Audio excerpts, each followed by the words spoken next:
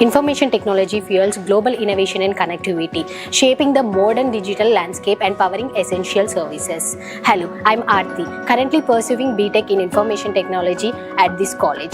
GNI provides tools and resources to gain both theoretical knowledge and hands-on experience. Our dedicated professors are not only experts in their fields, but also passionate about guiding us through our academic journey. Our campus is spread across 100 acres of greenery, creating a great place to learn, complemented by well-ventilated classrooms and modern laboratories. We have modern facilities like IoT, equipped washing machines and well-maintained gymnasium conveniently located in the hostel. Join GNI where we learn, innovate and excel together.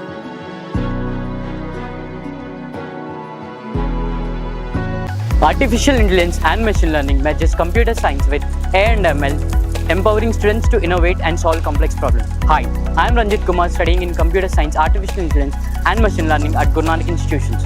Our curriculum dives deep into the realms of AI and ML, equipping us with cutting edge of computing skills to tackle complex problems. The supportive atmosphere of our faculty, combined with engaging and informative classes, makes learning a joy.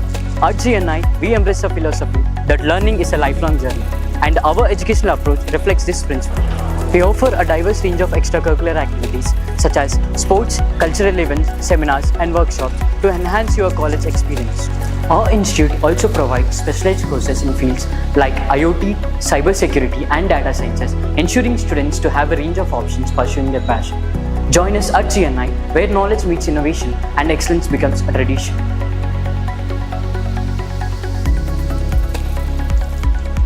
Information technology fuels global innovation and connectivity, shaping the modern digital landscape and powering essential services. Hello, I'm Aarti, currently pursuing BTech in Information Technology at this college. GNI provides tools and resources to gain both theoretical knowledge and hands-on experience. Our dedicated professors are not only experts in their fields, but also passionate about guiding us through our academic journey. Our campus is spread across 100 acres of greenery, creating a great place to learn, complemented by well-ventilated classrooms and modern laboratories. We have modern facilities like IoT, equipped washing machines and well-maintained gymnasium conveniently located in the hostel. Join GNI where we learn, innovate and excel together.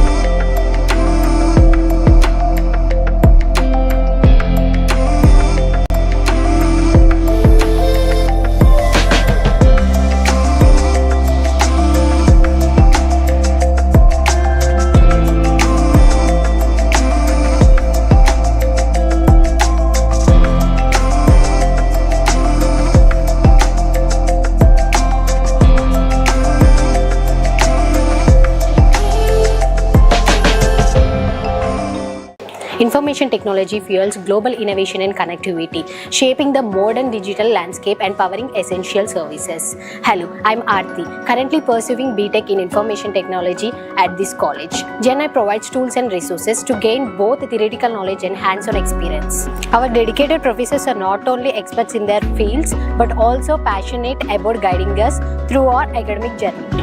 Our campus is spread across 100 acres of greenery, creating a great place to learn, complemented by well-ventilated classrooms and modern laboratories. We have modern facilities like IoT, equipment washing machines, and well-maintained gymnasium conveniently located in the hostel. Join GNI where we learn, innovate, and excel together.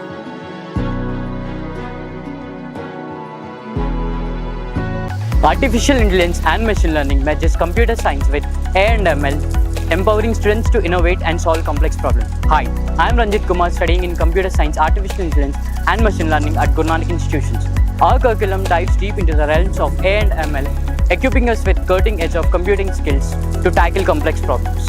The supportive atmosphere of our faculty, combined with engaging and informative classes, makes learning a joy. At GNI, we embrace a philosophy that learning is a lifelong journey, and our educational approach reflects this principle. We offer a diverse range of extracurricular activities such as sports, cultural events, seminars, and workshops to enhance your college experience. Our institute also provides specialized courses in fields like IoT, cybersecurity, and data sciences, ensuring students to have a range of options pursuing their passion. Join us at GNI, where knowledge meets innovation and excellence becomes a tradition.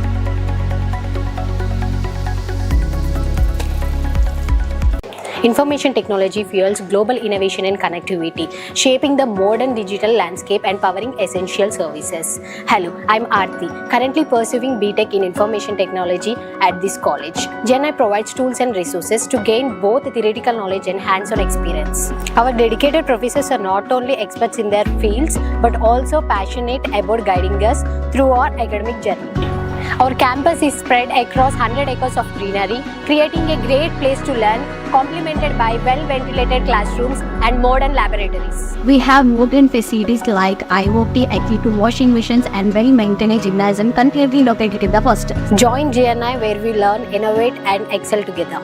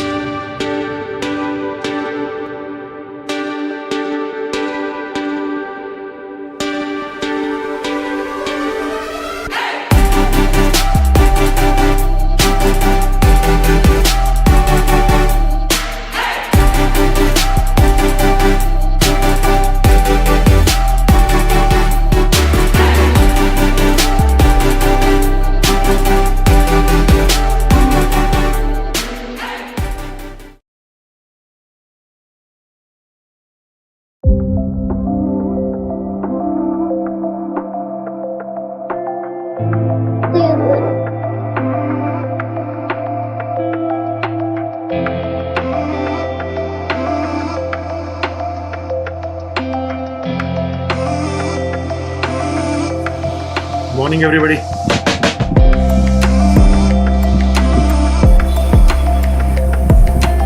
Good morning, sir. Morning. Good morning, sir.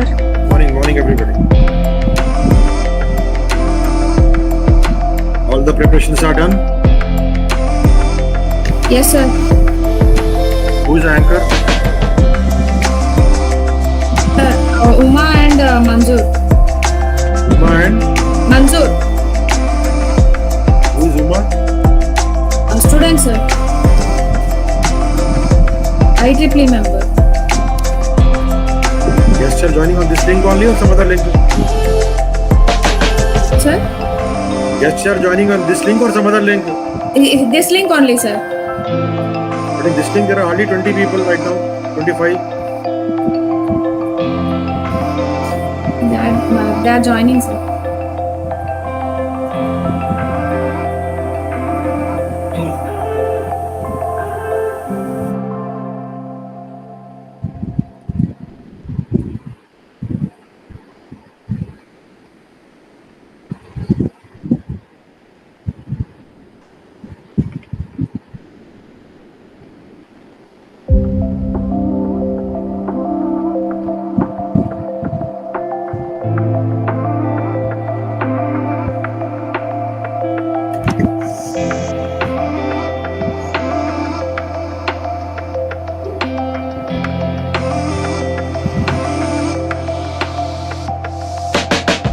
Singh, when are you coming back? Sir, good morning, sir. When are you coming back? So just after half an hour, my train is there, sir. After half an hour your train is there. Which train? Yes, sir. Tomorrow afternoon I will reach, sir. Which train? Sampat Gandhi, sir. Yes, Keynote ka Sampat Gandhi.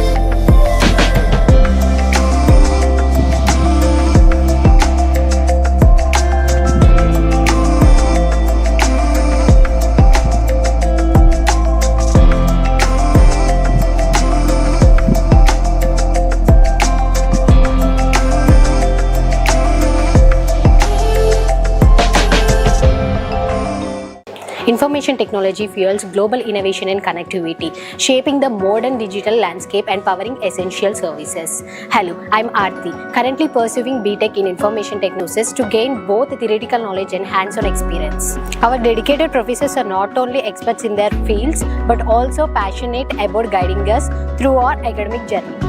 Our campus is spread across 100 acres of greenery, creating a great place to learn, complemented by well-ventilated classrooms and modern laboratories. We have modern facilities like IoT, equipment washing machines, and well-maintained gymnasium concurrently located in the hostel. Join GNI where we learn, innovate, and excel together.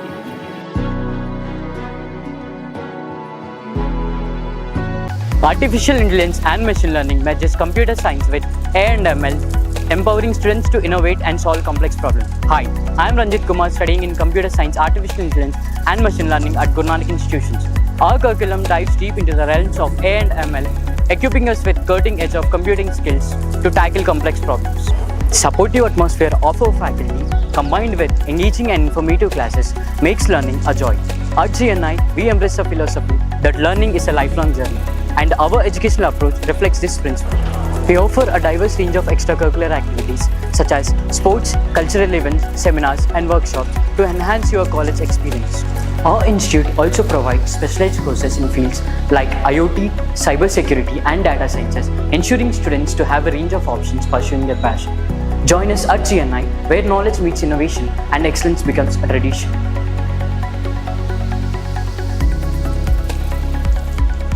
Information technology fuels global innovation and connectivity, shaping the modern digital landscape and powering essential services. Hello, I'm Aarti, currently pursuing BTech in Information Technology at this college. GNI provides tools and resources to gain both theoretical knowledge and hands-on experience. Our dedicated professors are not only experts in their fields, but also passionate about guiding us through our academic journey. Our campus is spread across 100 acres of greenery, creating a great place to learn, complemented by well-ventilated classrooms and modern laboratories. We have modern facilities like IoT, equipment washing machines, and well-maintained gymnasium concurrently located in the hostel. Join GNI where we learn, innovate, and excel together.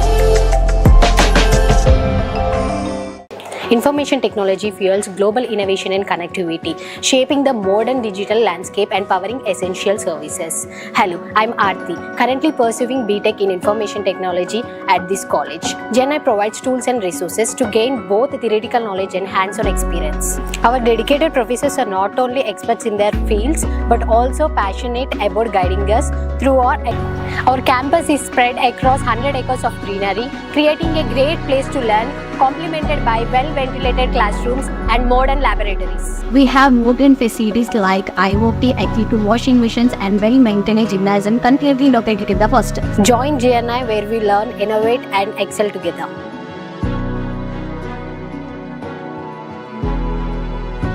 Artificial intelligence and machine learning merges computer science with AI and ML, empowering students to innovate and solve complex problems. Hi, I am Ranjit Kumar, studying in computer science, artificial intelligence and machine learning at Guru Nanak institutions. Our curriculum dives deep into the realms of AI and ML, equipping us with cutting edge of computing skills to tackle complex problems. The supportive atmosphere of our faculty, combined with engaging and informative classes, makes learning a joy. At GNI, we embrace a philosophy that learning is a lifelong journey, and our educational approach reflects this principle. We offer a diverse range of extracurricular activities such as sports, cultural events, seminars, and workshops to enhance your college experience.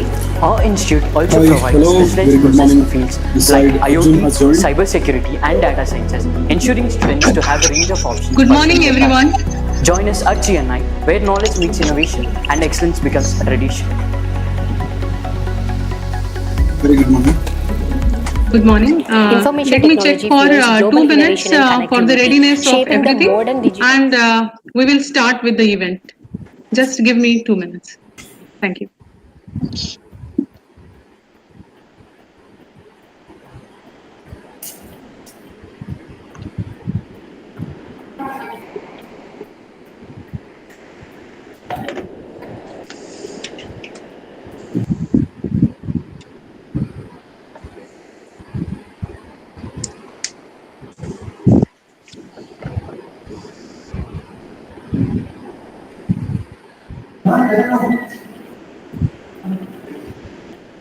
Good morning, Sharadji.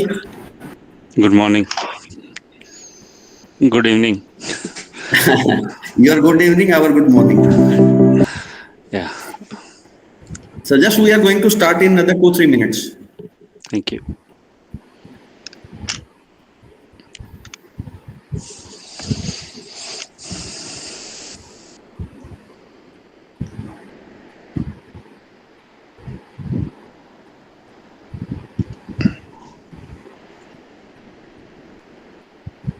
VC sir and MD sir are joining.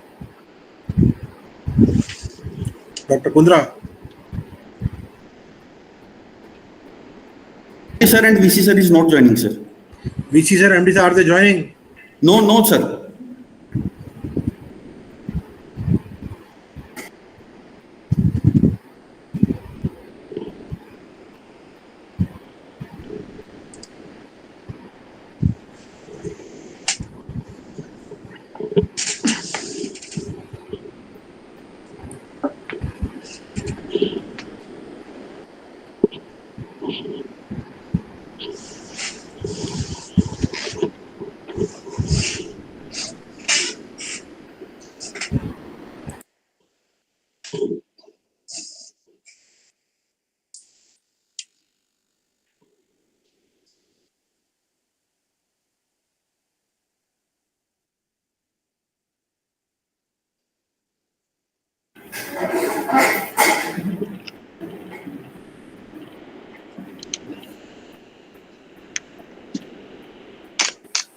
Rahman and inauguration team, please proceed. We are all ready.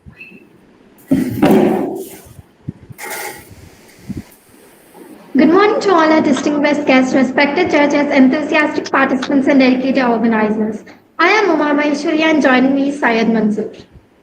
We are honored to be your host for Virtual Vista 1.0, the national level online project competition, organized under the banner of IEEE Computer Society at Guru Nanak Institution's Technical Campus, Hyderabad. Today we come together to celebrate a confluence of innovation, creativity, and technological excellence. We are thrilled to host participants from across the nation, each showcasing exemplary projects in diverse fields such as software development, mobile application, web solutions, embedded systems, the Internet of Things, and robotics. This event serves as a unique platform for budding technologists to demonstrate their skills, share their innovative ideas, and contribute to the technological advancements of tomorrow. To commence today's event, we would like to extend a warm welcome to all our dignitaries and our chief guests. To officially open Virtual Vista 1.0, I'd like to invite Dr. Geeta Tripathi, IEEE CS Advisor and Head of Department of CSC at JNITC, to deliver the welcome address. Good morning, esteemed chief guest, jury members for today's event.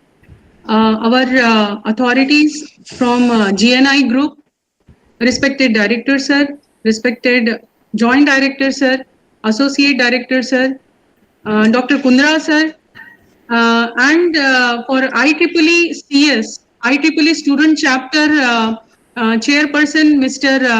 Chandrakiran, Vice Chair Mr. Rahman, and IEEE CS Chairperson Pranav Ojala.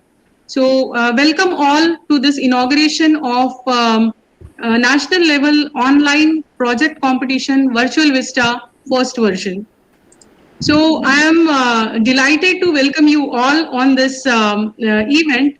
To brief about we started with registrations in the two categories for UG and PG students in the category of software and software plus hardware combination. So we got very huge entries from all over India, spanning across the states from Kerala up to Jammu Kashmir, Punjab, and even from Odisha and Maharashtra, and to name, there are around 15 states we got entries all over from India. So overall participation, if we consider member-wise, it is 413 members registered in this event. And as team-wise, if we consider, we have given a team size of 2 to 4 persons. So team-wise, we got entries of 142 teams. So that was a very great response we have received. And our team of jury members, they have evaluated for the first round, and we shortlisted top 50 teams in various categories. So in this, we are having 30 software teams and 20 teams are in hardware plus software. So today is the final demonstration and final round of this national level event. And we are having all the jury members in various panels from industry, renowned industries.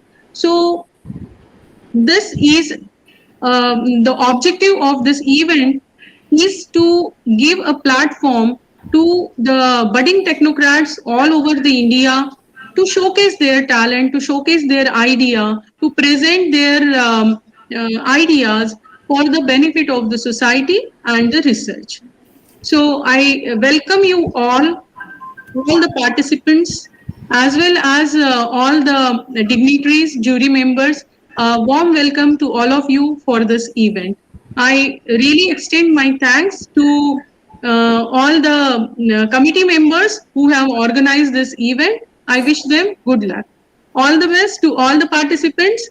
Don't get disheartened. Even if you are losing, you are presenting on the national level platform. It means itself that you are the winner. So thank you. With this, I will end my words. Thank you very much. Over to Uma. Thank you, ma'am, for your warm welcome. Next, we would like to invite Dr. Harish Kundra, IEEE Branch Coordinator, Dean of Students and Faculty Affairs at GNITC, to share his thoughts. Thank you very much. Honorable Chief Guest of the Day, Mr. Sharad Bajaj, distinguished jury members from various top MNCs, participants from various colleges, and my dear colleagues. A very good morning and warm welcome to all of you in the today event. We are organizing a national level project competition, Virtual Vista 1.0, under the banner of IEEE Computer Society. As informed by Dr. Geeta Madam, 142 teams and 413 participants registered from various states of the country. like Telangana, Andhra Pradesh, Delhi, Haryana, Punjab, Karnataka, Kerala, Madhya Pradesh, Maharashtra, Rajasthan, Tamil Nadu, and many more other states. So 50 best projects have been shortlisted, including 30 software-based projects and 20 hardware-based projects by the selection team based upon various parameters. So I would like to congratulate all the participants for their active involvement in this event. I am thankful to the management for granting permission to conduct this event. Special thanks to the chief guest of the day, Mr. Sharad Bajaj, who is working as an engineering leader at Amazon Web Services USA, Seattle, and the jury members for accepting our invitation and sparing their time from their busy schedule. We are grateful to you, sir, and congratulations to Dr. Geeta Madam, Head of Department of CSE, for taking this initiative. I would like to extend congratulations to all the faculty members and students who are the part of the organizing team for this grand event. Once again, my best wishes to all the shortlisted participants for their outstanding performance and success in winning the prizes. So thank you very much, and thanks to all the jury members and our chief guest of the day for giving us your valuable time. Thank you very much. Thank you, sir, for your profound insights and expertise. Now let's hear from Dr. Rishi Sayal, IEEE Branch Counselor and Associate Director at GNIDs. A very good morning to Honorable Vice Chairman in his absence, Honorable MD Sir in his absence, Honorable Chief Guest of the Day, Sharad Bajaj Sir. A warm welcome to Sharad Bajaj Sir. Please, sir. A big welcome to all the delegates, all the jury members. A big welcome to all the participants. My director, Dr. Venkat Rao Sir, Joint Director Parsati Sir, all the faculty members, Dean Student Welfare. Department of CSE has always believed in student-centric academic activities. In fact, right from the inception year 2001, we have been doing many such events, many such activities, only to focus on the academics of the students, to see that things get betterment for the students. In fact, this virtual Vista 1, it's a virtual activity, but 2007-8, we were conducting such event in the name of innovations, national level, state level innovations, project demonstration. And that was basically, we used to call students from all over India to the campus. First time, then there was a gap. Now, first time CSE has again taken initiative after the gap. And a lot of very good participation has come down from all over India. In fact, a very good response has come from Tamil Nadu also, and from North India as well, under the banner of IEEE. So, in fact, after IEEE has started off in our campus, things have really moved very fast. So, a big congratulations to all our IEEE members also for initiating such an event, big event. And I hope that probably next year it will not be virtual Vista, it will just be Vista. Rather than calling up the virtual, we'll be putting up a Vista, and then we'll be inviting students from all over India. We have been doing, as I said, we have been doing such events like just 15 days before, we have closed down Techno Week, a 6-day event covering all the departments. Last year, we have conducted National Hackathon with almost 700 teams from all over India. We have been conducting international conference from last 15 years. Last 2 years, we have stopped because of the COVID, in fact. So things have been moving very good for students and student-centric events. It thanks to all the Department of CSE active members, there are other departments. Hope things move very fast in terms of academics, and the projects which we have brought down from the demos are really good enough. It shows daily innovations. In fact, as I said in 2007 when we started, it was aptly named innovations. So I hope there are innovations in these projects, certain very good innovations, and we can put up some good research papers also through these innovations, through the students. And just to mention that this year, from all the projects, which we have done in the campus, the data which I have, around 220 papers, research papers have been projected from the projects, including my own projects. I have guided 5 projects, and 3 research papers have been put up into journals. One is into Scoopus Journal. So things are moving in the right direction. Hope the students, they give up very good demonstration today, and the right candidate wins. As Madam rightly said, in Olympics, participation is important, winning is not important. So what is important here for everybody is that you have participated to the end, and that's it. So at the end of the day, your participation was more important. So a big thanks to all the participants also from all over India, and a big applause from my side also. So once again, a very big thanks to all the jury members, and Sharad Bajaj sir, once again, a big thanks to you, sir, for sparing your valuable time. As probably at night, right now you are at, it's a night time for you, sleep time for you, but still, you're sparing your time. Big thanks to you, sir. Carry on, Uma. All the best. All the best to all the participants. Thank you. Thank you. Thank you, sir. I appreciate your expertise and the valuable insights you've shared. Now let's hear from Dr. P. Parthasarathi, sir, Joint Director at GNI.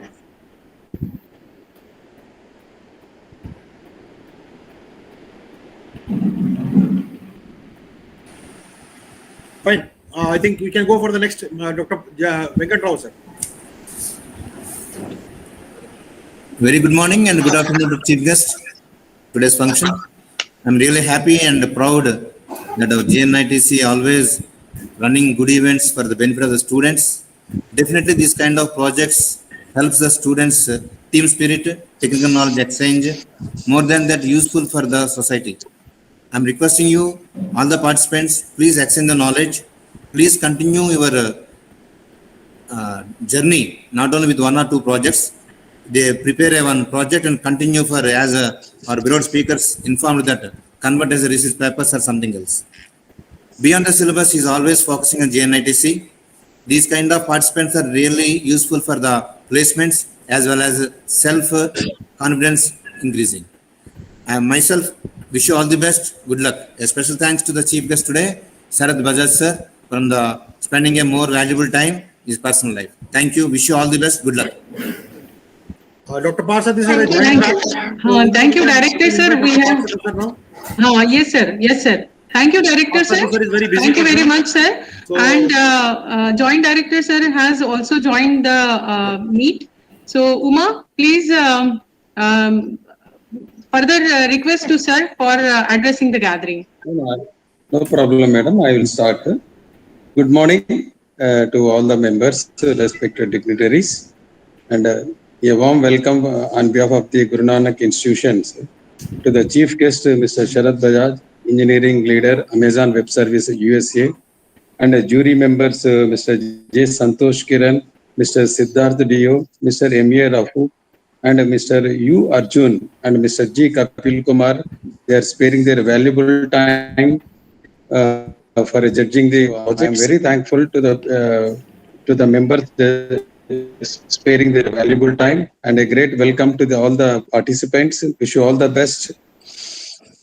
Thank you for giving me this opportunity. Uma, you can take over. Thank you, sir. We deeply appreciate the detailed insights you've offered. Now, it is my privilege to introduce our esteemed guest of the day, Mr. Sharad Bajaj. Mr. Sharad Bajaj is an engineering executive at Amazon Connect, where he leads efforts in developing advanced communication platforms. With over 2 decades of experience, he has led global engineering teams across domains such as unified communications, CRM, and workflow automation. His expertise lies in driving innovation using AI and the AWS ecosystem, building secure and compliant infrastructure for contact centers, business process automation, and more. Throughout his career, he has delivered large-scale products designed to scale for millions of users. He is known for his innovative vision and talent for nurturing top professionals. As a leader, he champions diversity and inclusion, focusing on mission-driven leadership. We are honored to have him with us today. Please join me in welcoming Mr. Sharad Bajaj. Over to you, sir. Thank you, everyone. Can you guys hear me clear? Yes, you are audible. Okay, thank you. First of all, thank you for the invitation and giving me this opportunity to talk on this very special the event organized by the university. And thank you to all the organizers. And special thank you to all the participants because this event is about them.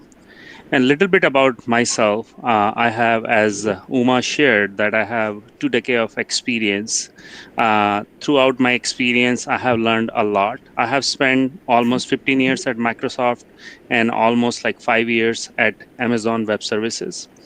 At my tenure at Microsoft has been a great learning experience and very rich experience where I have learned a lot of things, where I have got the opportunity to work on the diverse set of products like Outlook, Bing, MSN, and I am very proud to say that like I'm one of the founding member for the Microsoft Teams. That has been a great experience I had at Microsoft. And after Microsoft, I joined Amazon Web Services. And at Amazon Web Services, I have been working with Amazon Connect, which is a contact center in cloud, where it caters to deliver a solution to build a customer support at a lower cost and high performance. So as we are gathered today, my message to all the participants, those are shortlisted or those are not shortlisted, is going to be as I think many members in this meeting have repeated, participation is more important than winning anything. And I always believe your availability is more important than your ability. If you're available to this event, first of all, you're not going to miss any opportunity to learn from others, opportunity to learn from the process, opportunity to learn to accept the victory, or if you are not shortlisted. These are real thing in life. As you progress towards your career, when you start doing a job, many such situation will come. These all are the events, your professors, whatever you are teaching and wherever they are challenging you in the college, these all are a learning for you to get ready for your career. Because these are the things you will be challenged. Here you are learning not only the academic thing, but how to deal with the challenging situations as well. How to work in pressure, how to work in time constraint, how to work in a resource constrained environment. Software engineering is something that's very hard to predict the schedule. In my 20 to 30 years of 25 plus years of experience, where I have participated, contributed, or led many software engineering projects, I never saw a single project was ever delivered on time. But throughout this process, we always have learned how to trade off things, how to learn to find out what is the right thing to do in general. So this is my advice, and other advice I would always give to all the participants as you are studying in the college, as you are learning things. When you pass out the college, when you go in the industry, when you do your job, number one thing you remember is that you're going to learn different languages, you're going to learn different technologies, you're going to learn hardware engineering, you're going to learn software engineering. But always remember one thing: whatever code you write, whatever things you do, it should be in the benefit of the customer, those are going to use it. If it is not benefiting to them, you can write thousands of lines of code, is of no use. Never attach yourself to the code. Code is meant to be changed. Somebody is writing code today, tomorrow someone gonna come and delete and replace it with the latest technology. Do attach yourself to the customer problems and always focus on that, how you can make it better. The third thing is that always obsess with learning, because the software engineering or technical field is something I can bet you that everyone sitting in this, be it a professor or myself, being in industry for 25 plus years, we are always learning, and every day is a day one. At Amazon also, we always say it's a day one, which means that every day we have to learn something new. We have to deal with something new. So as you guys are participating in this context, like, please not only focus on the destination to win, but enjoy the process as well, enjoy the event as well, connect with each other, try to learn the different perspectives, how different people think different ways, because when you're going to go at the job, you're going to encounter different people, those think differently. And in my 25 years of experience, one thing I have learned is the learning always comes from the people those don't think the way you think. Try to challenge yourself, connect with the people those don't think the way you think, and have a good relationship with them. We most of the time tend to go in a very comfort zone where, oh, this person is with the similar background from a similar college, similar city, and I have my comfort zone with that person. Whereas the growth comes in a non-comfort zone. Try to put yourself always in uncomfortable position. Take the challenge at the job. When your manager asks you to do something, even if you haven't done something, show the enthusiasm. Be honest with yourself, but always willing to learn and to do things, newer things.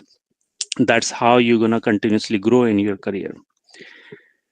There are a lot of lessons. One more thing is that I have wrote a book also. It's called Drive to Thrive, and it's published on Amazon.com. And it is, if somebody wants to learn more about it, it's a published book. I always think that it's always good to give back to the industry, give back to the community, and that's why I'm sitting here as well. And you should do the same. When you learn something, try to share with more people around you, whether it's a language, whether it's a technology. When you are able to successfully teach to someone, that's a good validation to say that I have learned this, and that's how you're going to spread the knowledge as well. Always try to network with people and newer people and learn from them.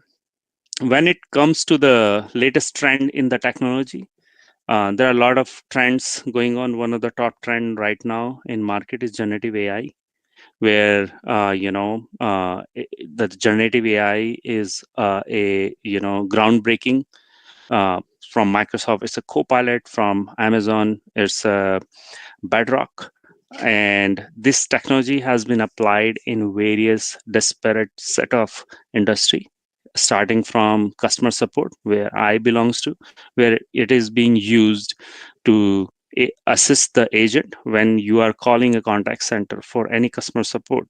The audio can be heard by generative AI and can suggest the solution based on the model it is trained on. Or the generative AI at work to make the engineers productive is being used for the code reviews. And Amazon offers Code Whisper. Even it can write the code for you. You write in a natural language. Can you create a function in Java which perform certain things? It can generate the code for you. It can do a security review for you. If you really want to say that, can you scan this code and find out if there are any security vulnerability? It can do various things. Right now that is a upcoming thing, but if we think that this technology is widely adapted and everyone have figured it out how effectively it use it, it is not that the case. In past 2 to 3 years, I have experienced that generative AI is very new to the industry, but everyone is figuring out. This is not only about generative AI. It's all about AI and ML. It's a process. We continuously fine tune to make sure that it can cater towards the needs you have, specific needs you have, whether it's a medical field, whether it's a financial industry, or whether it's a healthcare, or whichever industry you are trying to apply to it, or be it in education, you want to apply in education. So that is the new trend going on. But as generative AI, or we speak about AI or ML, all are a great technology. But in industry, the one very important thing is that we cannot forget about security and compliance. Like how these technology consume the data belongs to the companies, but companies have a full control what part of their data is being used, and they have a full transparency about it, full visibility about it, full control on it. Like, no, I don't want my data to be participated in training a model. I don't want my data to leave, a certain boundaries. Companies are looking for such solutions. So security and compliance is number one thing. At Amazon also, we always say security is number one priority, and we take it very seriously. All the enterprises, big financial institutes, banks, always looking for cutting edge technology, but not at the cost of security. Security is a big deal. So when you learn any technology, always learn that what sort of guardrails it offers to make sure it offers the control in hands of the customer, that when they are adopting this technology, they are able to put a control or a guardrail in place so that it does not let their data go where they don't want their data to go. So this is very important. AI and ML and generative AI is very experimental area where it's kind of a research. Companies continuously fine-tuning and making sure they can get a desired result out of it. Like right now, in per my experience, nobody have deployed a generative AI into their production in a way can say that generative AI is doing everything. It's a generative AI based suggestion, and then a human make a decision whether it's a right outcome that they can consume or not. The other misconception going on in industry is AI is going to take over the jobs of people in the industry across the board. And this is not right. The way we always see that, like generative AI can make, or AI or ML can make people more effective and accurate, because the machine learning machines, the way we program it, it can produce the right results for the consumer. So as I said that, the other thing that I always suggest that, cloud computing is the next, not next, has been a great, a area where most companies are trying to make the, next level of innovation. How to offer compute in cloud at, cheaper and effective and scalable. For example, if we look at, most of the companies are trending towards nowadays to not use an on-prem solution versus they are looking for a solution in cloud. And why they are looking for to offer the solution in cloud, or why companies would love to run their software in cloud, because it offers them no maintenance of the hardware, and it offers them the innovation at a faster pace. It offers them to cheaper softwares. For example, if a bank is running either a website which is hosted in on-premise, they have to maintain a hardware where this server is running. They have to have people, those have to manage that hardware. And whenever they want to innovate more or apply new technology there, they need to, it takes time. So sorry.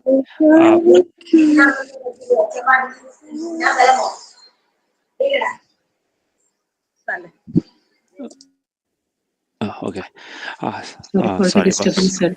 Sorry for the disturbance, sir. Somebody got connected. Yes. Yeah, no worries. The other thing that I would say that, like, with the, when we move the things on the cloud, the other thing comes is the operational maintenance.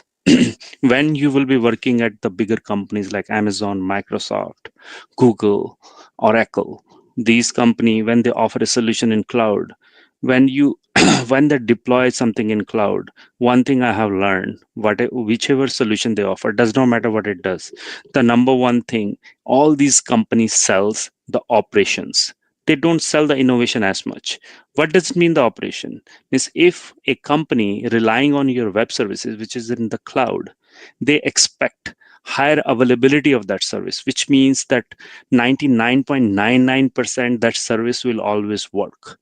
And to make a service 99.99% work, you need to have that skills. It's not only about writing the code. It's about thinking about all those scenarios which can bring that availability down. So you need to continuously think about it. So I won't go too deep into it, but my advice is going to be, when you are interested in cloud computing, don't think that you have to just learn how to write code in Java or C#. It's beyond that, or Python, or any language, whatever you prefer. It's more than that. It's coding. Writing a code in an industry is one of 30 things we do to deliver the value to the customer for which they are paying to the company. It's not only about writing the code. So that's the thing I always say. Writing a code is one aspect, and I would say that when we see the project management, the writing the code is 30% of the time. 70% of the time we spend on various things. So have that perspective always when you enter an industry. When you are participating in this event, you must be writing some code.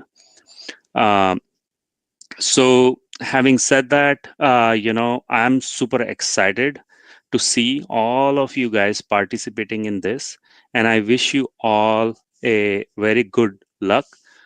May the best team win, may the best project win, and may all of you have a great career ahead. And I'm always available on LinkedIn. I'm super active on LinkedIn. If anyone have any question, feel free to reach out to me. And once again, thank you so much for the invitation, for the opportunity. I'm always, thankful and always feel humble to give back to the industry, because I always believe in paying forward is the thing. We always should look for the opportunity, how we can educate one person in our life, how we can share at least with one person. But here I have given the opportunity to share with so many people, and I really appreciate and thankful to all of you. Thank you. Thank you, sir, for your inspiring and motivational words. Have truly set the tone for the rest of the day. We now move on to the vote of thanks for the inauguration ceremony. I'd like to invite Dr. C.H. Ravindra sir to express our gratitude. Yeah, good morning, all of you. So, it's my privilege to express my vote of thanks on Virtual Vista 1.0. And this is the virtual. Really, we are proving that different people are from different locations with different software configurations and hardware configurations, all put together into one platform. It's a great thing. So this is a real justification for what is virtual and virtual mode. And I thanks to management, MD sir and VC sir, for giving this opportunity to conduct Virtual Vista 1.0. And I thanks to Director sir and JD sir, AD sir, Kundra sir for supporting us in all the ways to conduct the event. And I thanks to HOD madam and my staff, particularly student coordinators, who have worked more than 20 days onwards to make this event a grand success. And I thanks to chief guest Sadak Bajaj and panel members as well as jury members to support by accepting our invitation to evaluate the panel teams. And I congratulate all the teams, 50 teams who got selected for round 1. And also, I thanks to the students who participated from different corners of the country, irrespective of states also. Totally, we have received 400 plus registrations in the form of 140 teams. It is very difficult for the evaluators to put and promote teams. Anyhow, finally, we made it into 50 teams. From that 50 teams, now we are going to conduct a separate panels to pick the best 1, 2, 3. So with this, I am concluding. Once again, I am thanks to all. Thank you. And over to Uma. Thank you, sir, for your heartfelt words. Now let's delve into the competition details. Our event today is designed to ensure a rigorous and fair evaluation process. We are privileged to have 5 distinguished panels of judges featuring Mr. Santosh, Mr. Muhammad Abdul Rauf, Mr. Siddharth Yu, Mr. Arjun Uppalapati, and Mr. Kapil Kumar. We deeply appreciate your commitment and expertise in assessing each project. Each team will present their project and conduct a live demonstration for their assigned panel, followed by question and answer session where judges can explore the finer details of the work presented. We are grateful to have such an esteemed judges with us, bringing a wealth of knowledge and experience to this event. Before we proceed with the presentation, here are the guidelines. Each team is allotted a specific time slot for their presentation, followed by a question and answer session. We kindly ask all the teams to adhere strictly to the time limits to ensure the smooth progression of the event. Now let's proceed with the presentations. So we will be having now our inauguration is over, and hereafter in session 2 we will be running 5 parallel panels, and in these 5 parallel panels we will be having 5 jury members and 10 teams in each and every panel, and that will be again live on YouTube. Every panel will be live on YouTube. Even our inauguration, this session 1 was live. It is still live on YouTube. So kindly watch on the YouTube live all the panels, how they are performing. I request to the participants also to share with your friends and let them see how you are answering the questions, how you are demonstrating, so that it becomes more and more transparent and the visibility goes to even to the remote areas. So this inauguration panel session is over now, and we will be moving towards the session 2 for panels, different panels. My heartfelt thank you, sir. Thank you, sir. Thank you, everyone. Thank you very much. Thank you. Let us move to the respective panels. Thank you. Thank you. Thank you. Yeah.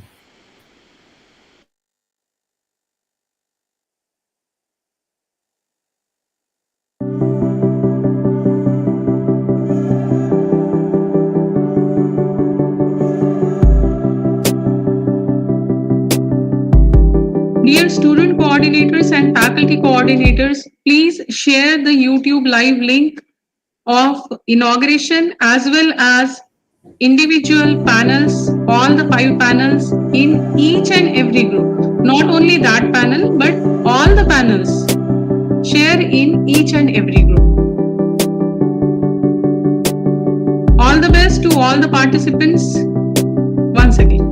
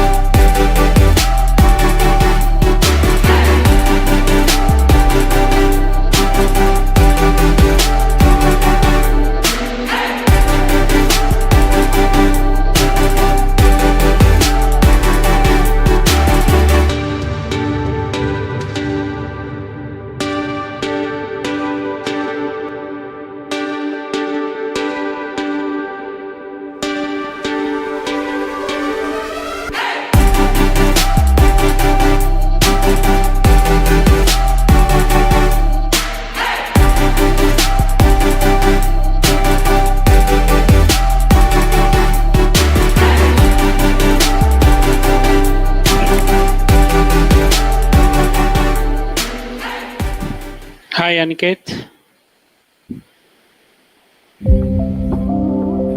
Hi, Aniket. Good morning.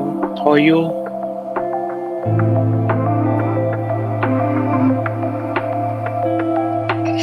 Sure. Please let me know the team name and the participants who are there.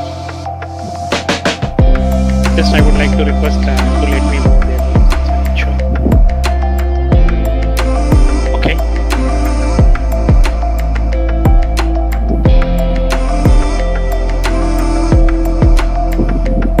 Okay.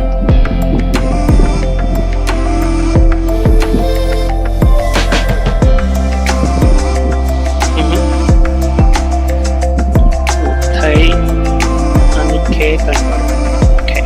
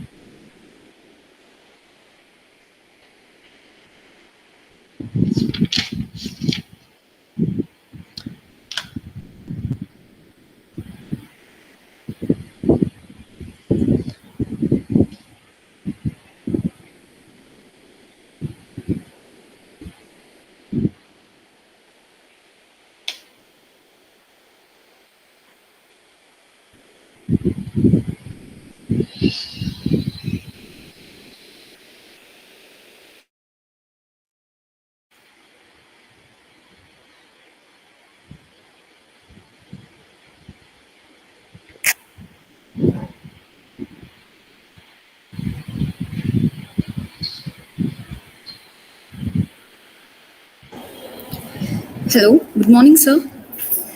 Hi, good morning. Sir, this is Rahiba Kaunan. Hi, Rakiba.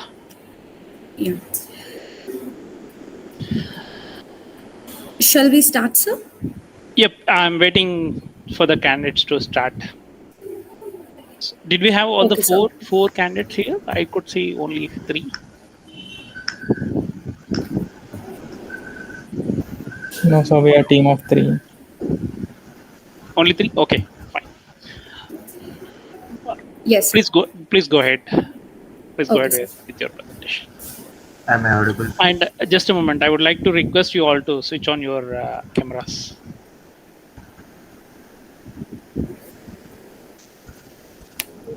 Don't worry how you are looking. Just it will be good to see you online.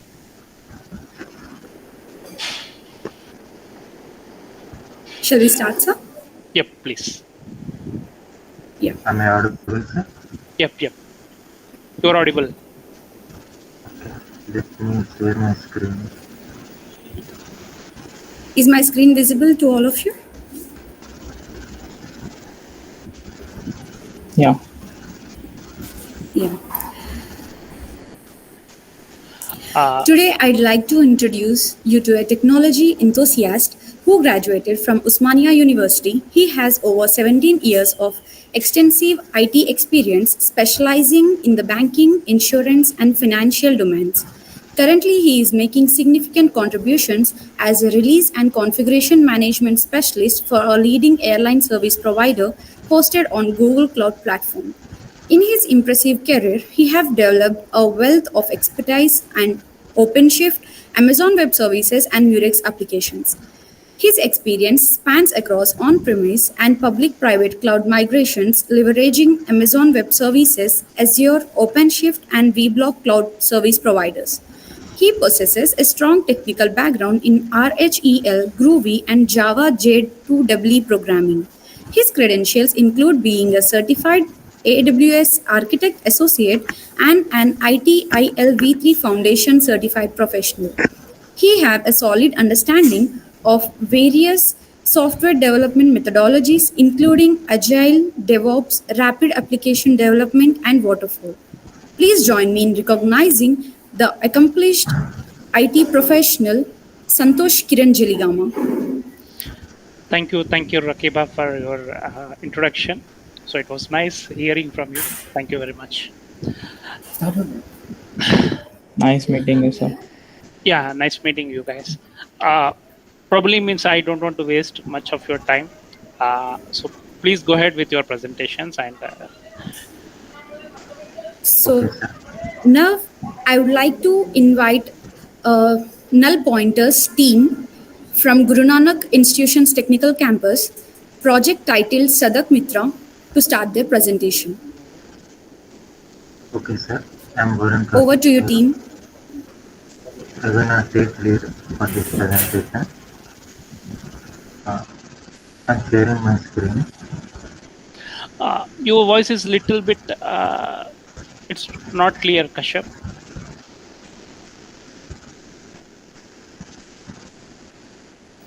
Hello? Yep, it's clear now. Please go ahead. Okay. I think you can see my presentation. Sorry, still. Hello? Now it is good. Okay. I think you can see my presentation now. Okay, Yes, you can start. Okay, we are team null pointers. Mm-hmm.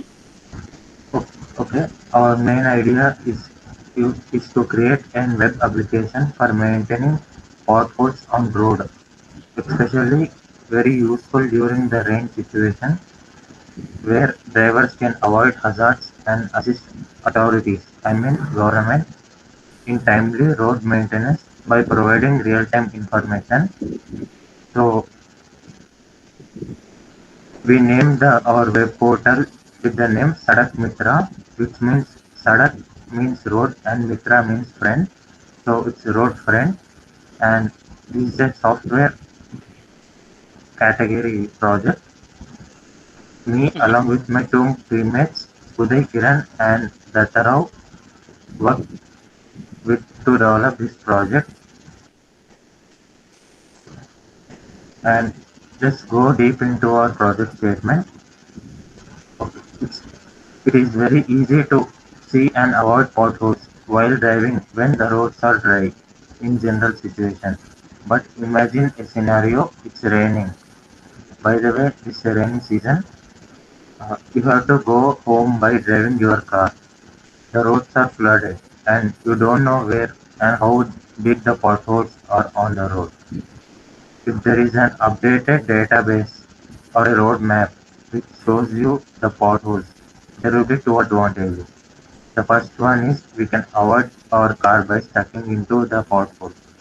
And the second one is the responsible authority, the government authority can refer the data for maintaining the roads.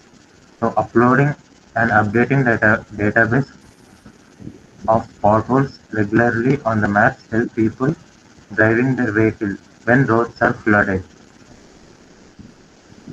So we're gonna solve this problem using a web application with the help of user reports and updates. We set up a database of potholes. With the help of computer vision, we can detect and categorize potholes on the basis of risk factor. We will also collect the geolocation of the user while reporting the pothole. With the help of separate portal maintained by responsible authority, so they can refer the data for further actions to maintain the road.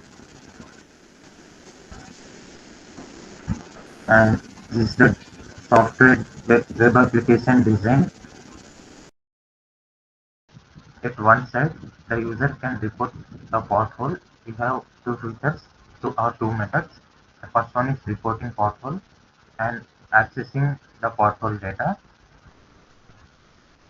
Anyone on the internet can report the pothole in their area using the geolocation services and visualize or and we have created some interactive charts to visualize the data beautifully to the users. And if the authorities want to access the data, I mean if he is an admin, then he can authenticate in our website, and then he has a dedicated dashboard in our website, so he can track and manage the pothole data and he can take required action and share updates about the pothole to the person who reported the pothole. And here are the mock-ups or wireframes. So this is how our web app looks like. There is a reporting page where the user enters the details, and when the user submits the page, in the reporting page, the data will be transmitted into the database, transferred to the database, and the admin can access that. And in the figure 2, you can see visualization where it is a state-wise chart where the total number of cases reported and the repaired states are shown beautifully in interactive charts. And in figure 3, you can see a login page for admin and a sign up. In figure 4, you can see a dedicated sign up endpoint for admin. After the admin gets authenticated with his credentials, he will get access to his dashboard where he can see all the complaints registered by the user. So let's discuss technicalities used in this project. So for the front end, we prefer to use JavaScript frameworks like React so that the website becomes more interactive and user-friendly. For the backend purpose, we preferred Node.js. It is widely used programming environment and very fast and scalable. And a database, it might be any database, SQL or non-SQL. I prefer non-SQL database, that is MongoDB, and geolocation services for accurate tracking of the reported user. And for login or sign-up services, for authentication, we use OAuth or JSON Web Token packages. And obviously, to host our web application, we need cloud services. So that might be any cloud service like Amazon Web Service or Azure Google Cloud, that may be any. Depends on our preference and our mission.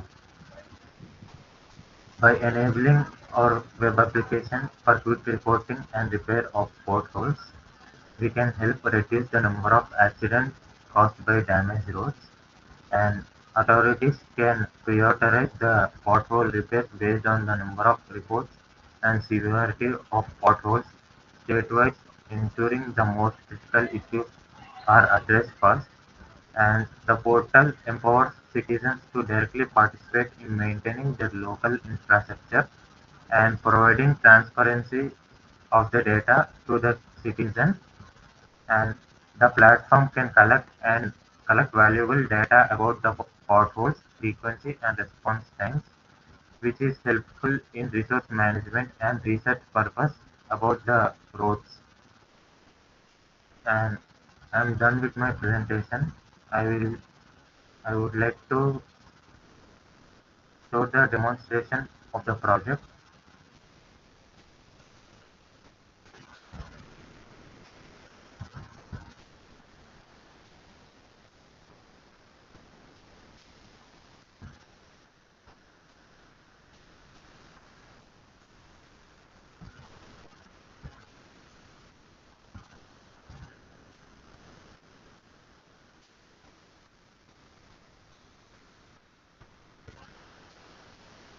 I, along with my teammates, have this idea of implementing this project from very long time, but recently we took serious about this project and implemented new features after making many plans.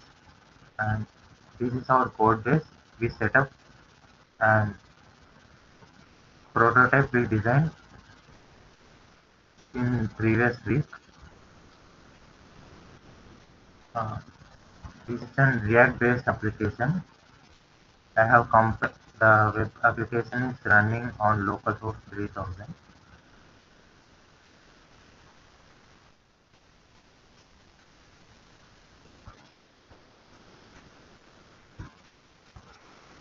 It is just a prototype to demonstrate, not the Yeah, final one. this is not fully functional web application. It is just a prototype.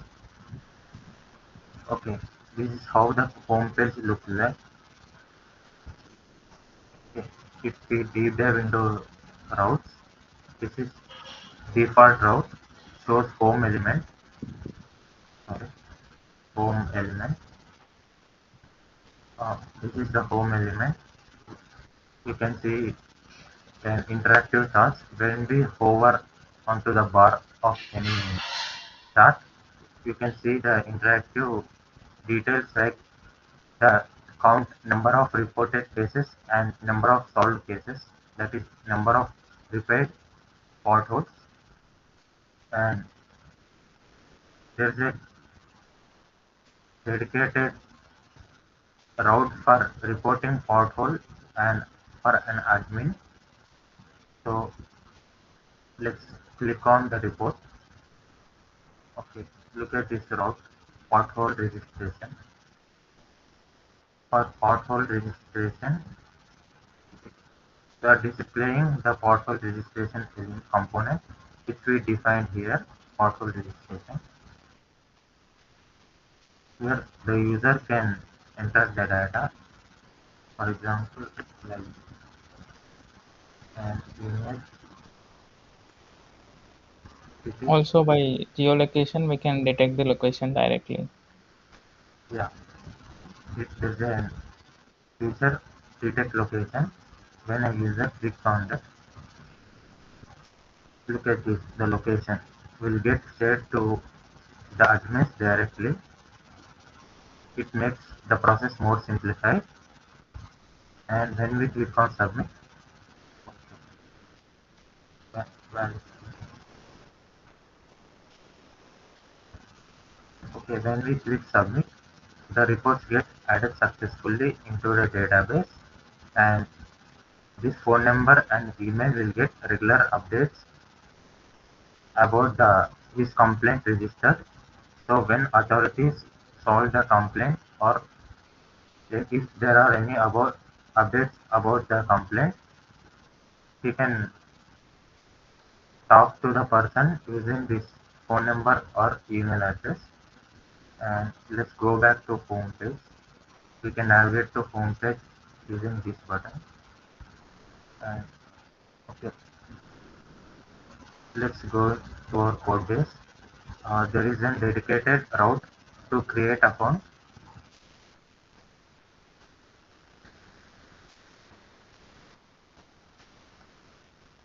Create account. So here admin can do registration per account if he is new to the portal.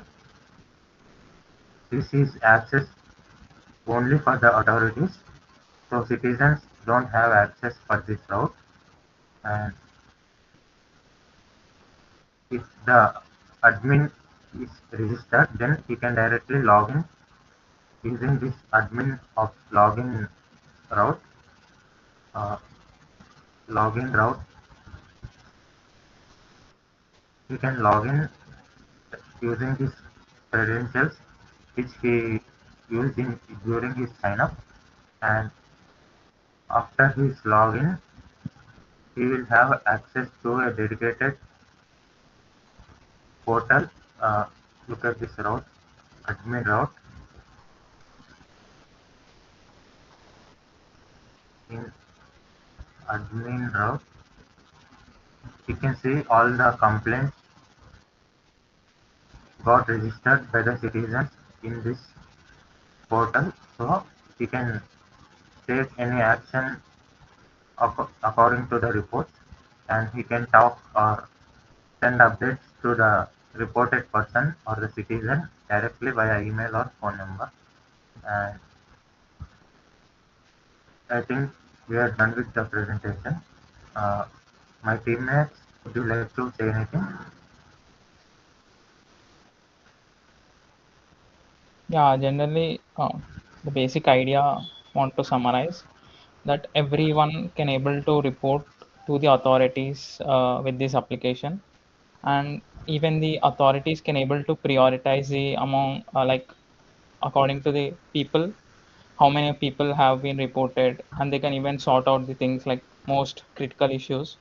So this helps them to sort out, helps them to solve, and even helps everyone like in during rainy days, as the rainy season is next, we may see many potholes and we may see many vehicles may stuck. So this helps people and even authorities to solve those issues betterly.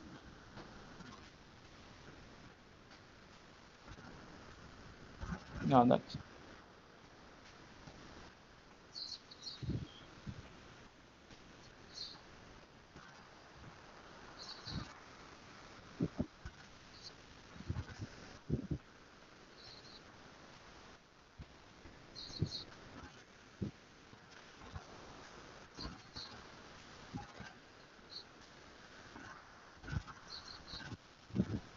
Cool.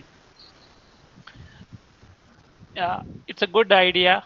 What I can say is, uh, but so here you're trying to report only the potholes only, right? Not any Yeah. other things. There are because there are a lot of things happening on the roads. Only not only potholes, right? Yeah. Do you see some improvement needs to be done for this as part of your idea? Okay. yeah, maybe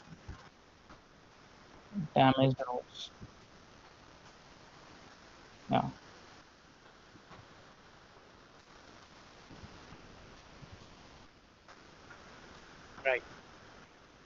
Right. Right. Because Actually, we means only focusing on potholes is obviously means you are restricting the scope of your project. By adding more features, definitely it will be helpful. That's what I feel like. no, so And that coming to like one, I have like couple of questions. Like, so you means suddenly, so there is an upcoming raining season, and suddenly most of the users wanted to use your application, and suddenly they start using your application. So the number of people are more, like some 10,000, 20,000 people are using your application. So will that your application will work in that scenario? Yes, sir. We utilize Node backend and we host on good cloud services uh, like Amazon Web Services. With Hmm.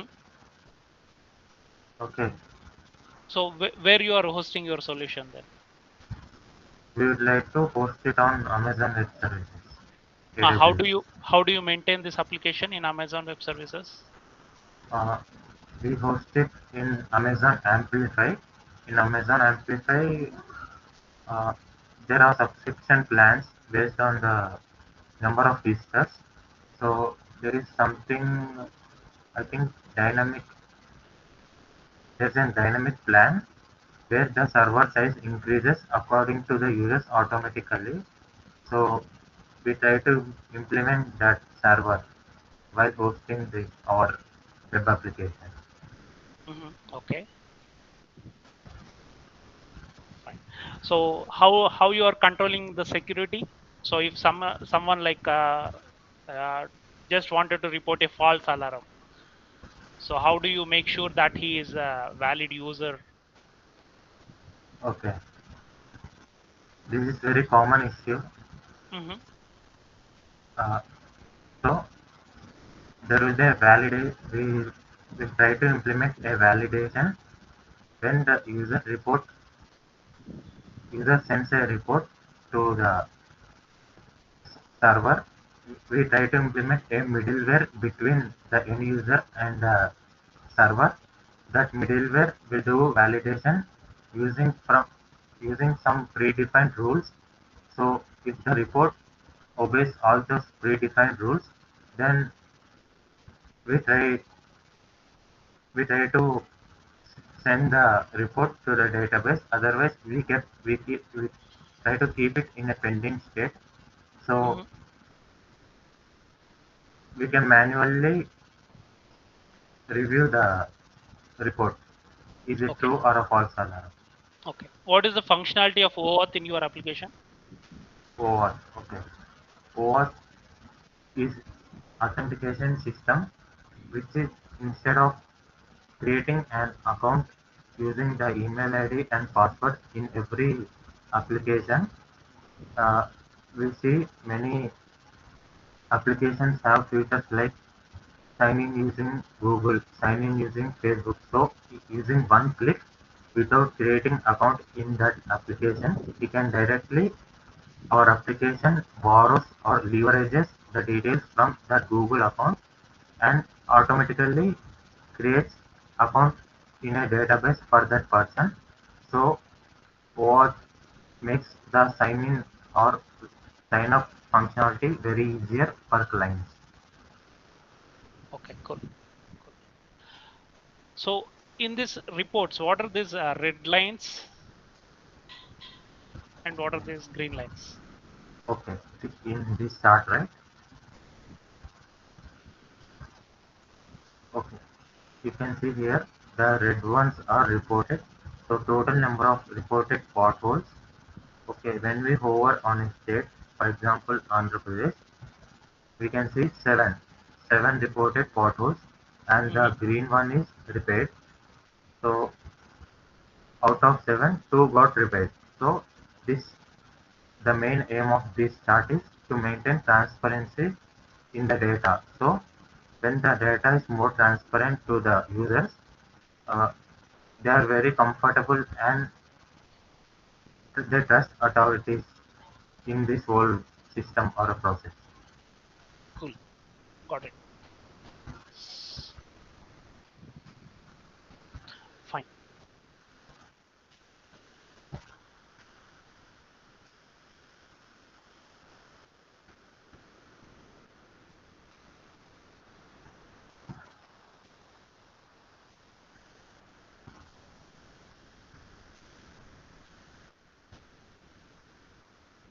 Mm-hmm.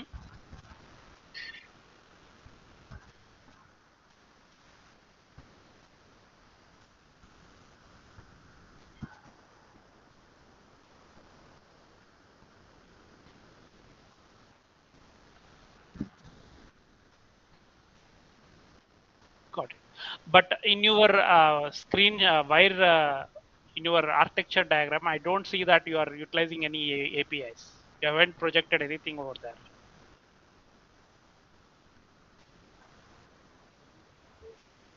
It's a prototype. No, I totally understand. Sorry, I totally understand you. But so when you have certain ideas, just your prototype should show me that your wireframe diagram, whatever you have represented over there. So it should show me all the details of your application. So if so it doesn't have to be like if there is a question, then you are going to answer. Means whatever aspects you want to cover as part of your project, that should be in your wireframe.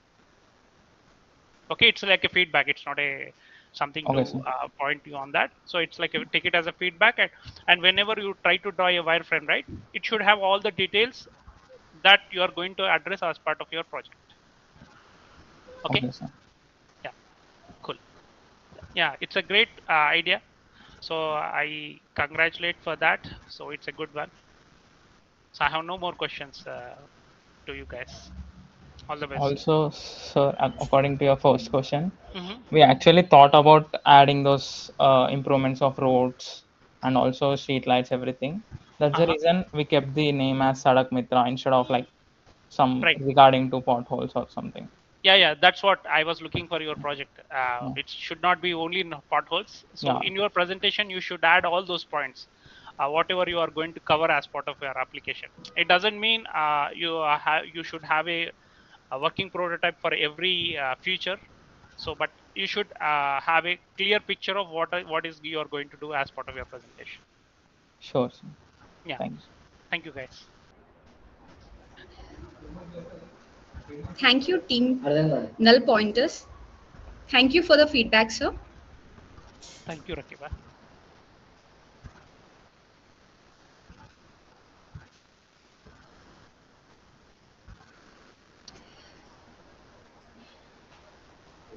Okay, team, now you can leave. Thank you for your presentation. Thank you. Thank you for Thank the you, sir, once opportunity. again. Thank you, guys. All the best. Thank you, sir. Now, I would like to call Team Prime. Project title is Revolutionizing ECG Monitoring from KPR Institute of Engineering and Technology College. Team, over to you.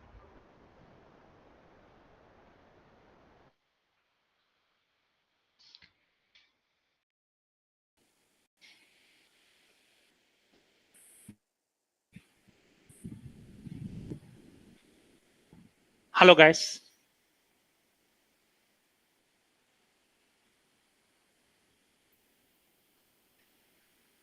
Are you able to hear me? You're speaking on mute, guys.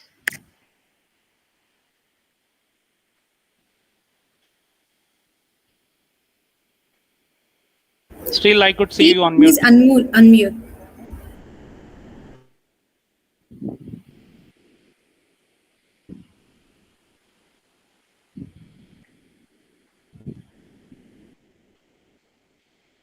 Probably you need to click on unmute button. Still, it is showing mute.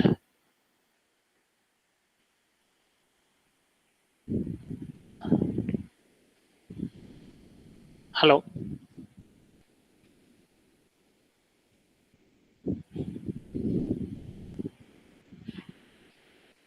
On Google, just Google Meet. Just you need to click on that speaker button. You just turn on microphone.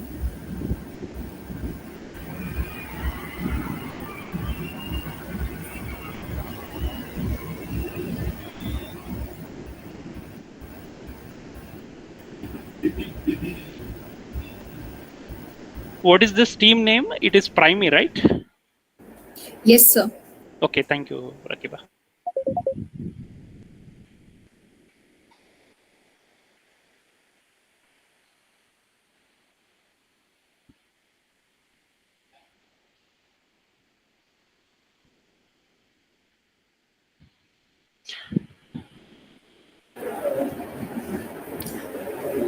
Sorry for the inconvenience, sir. No problem. They No might Sure. reach out us soon. Sure, sure. You can personally, you can call and inform them. Yes, There is sir. We are working on it. Thank you, sir. Call next team. Okay, sir.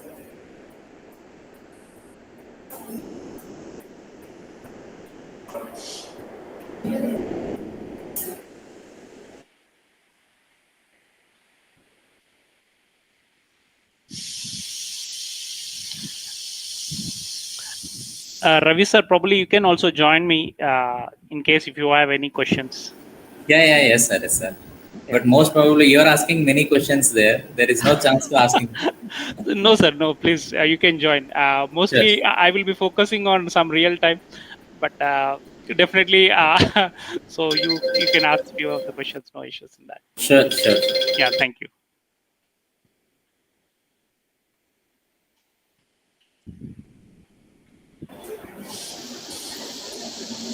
Sir, we informed the other team. They'll be back soon. Sure. Thank you, sir. Thank you, Rekha.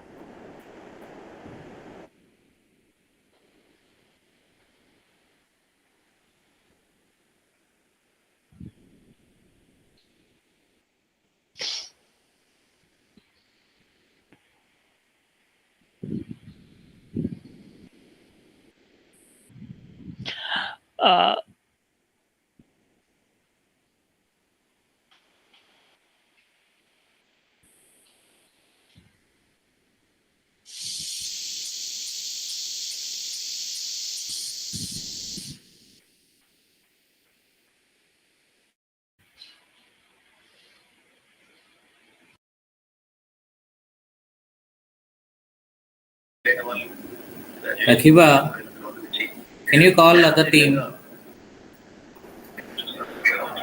Yes, sir. The student coordinator is already working on it. The other team will be back soon. No, if Give they me are 2 ready, minutes, then sir. call the previous team. If they are ready. Yes, sir. Okay, sir.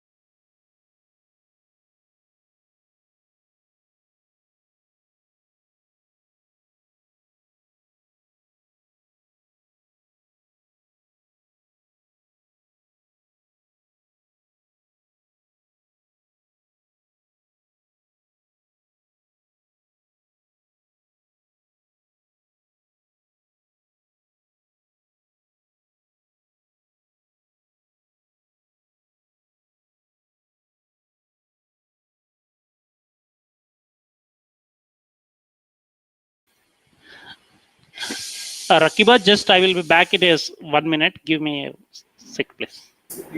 Yes, sir. No problem, sir. Thank you. Thank you, sir.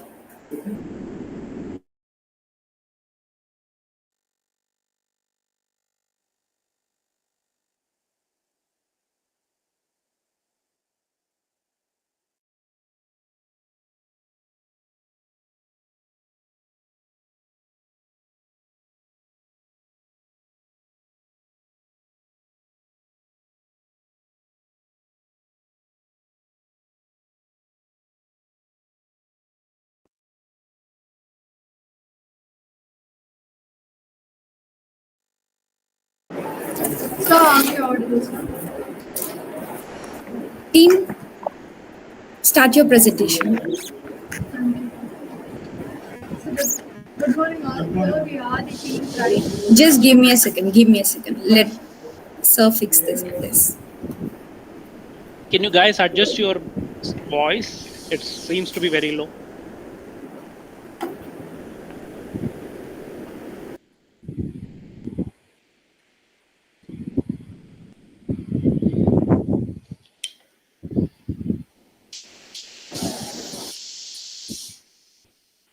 Can you speak out?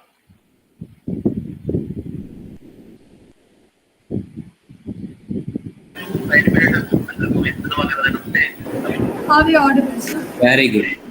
Yep. You can start. So good morning, all. Here we are, the team Prime from KPR IIT Tamil Nadu. We are going to give a presentation about a topic, revolutionary ECG monitoring. So basically, ECG stands for electrocardiogram, right? And it was discovered back in 1900s by Mr. Willem. He's a Dutch physiologist, and during the time of his discovery, the machine weighed about 270 kilograms, which is quite more, and it required about 5 members to kind of adjust it and carry on. But then, as we discover more technologies, we've been undergoing evolution in our day-to-day lives, right? And ECG can also be kind of altered and we can make it easy to access in a lot of other places, and that is what we've done. And we've created an ECG monitoring with the help of components which weighs almost like a nil when compared to that 270 kilograms of ECG, and we made it possible through breadboard. ESP or Arduino can be used, and we've used the ECG sensor and electrodes. Now this project will be explained by Mr. Vishnu.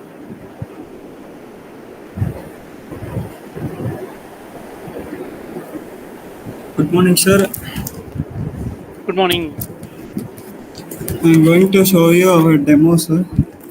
Sure.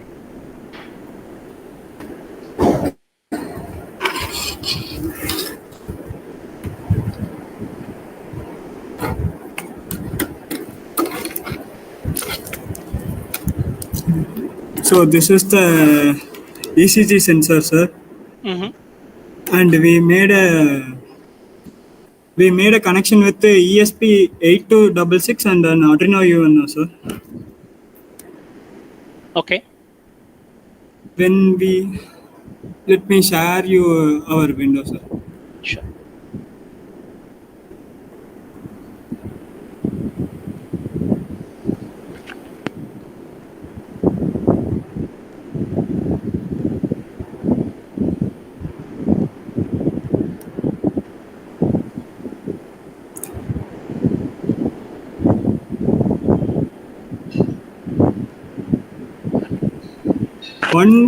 Once I upload the code to the UN on the ESP, sir, Mm-hmm. when we see in serial monitor, it shows the reading, sir.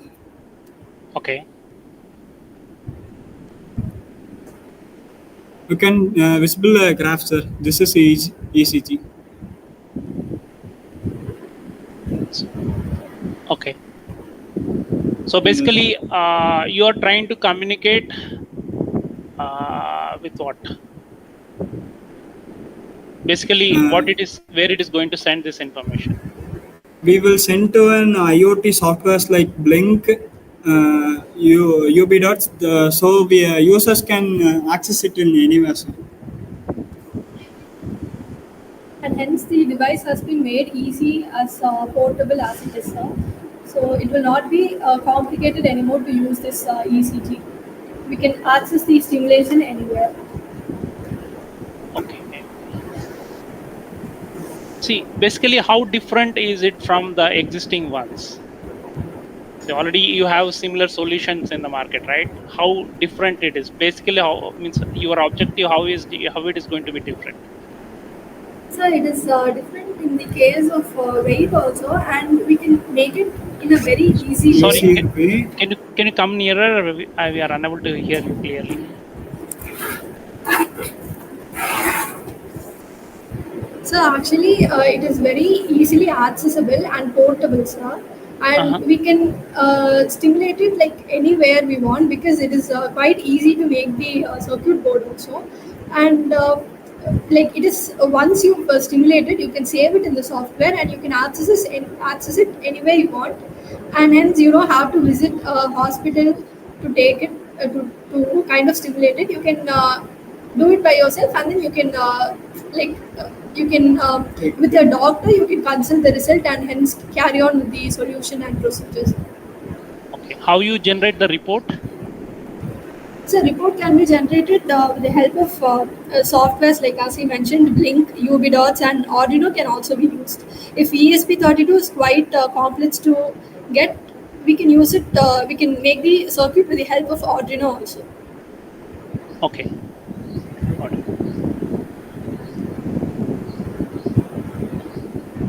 So in case means is it in case of power failure, is this going to work? Is this device? Yes, sir, because we need an additional power supply for this. Sir. We are actually accessing with the help of laptop or PC or the system only, sir. So once we've connected the device, we've used the breadboard and the sensors, right? And after connecting, we can give the connection directly to laptop for the access of the software, sir. In the presence of like as you've mentioned the power cut, when we have enough battery in the laptop or PC, it is more than enough to access this. Okay. Additional voltage also causes noise in the graph, sir. So this is preferred. Okay. So basically, how you connect it to the patient? With the help of electrode, sir. Okay. Can you guys show that? ECG monitor sensor is connected to electrode, sir. Okay. And that's how patients will receive the electrodes and graph will be sensed, sir. Okay. Got it.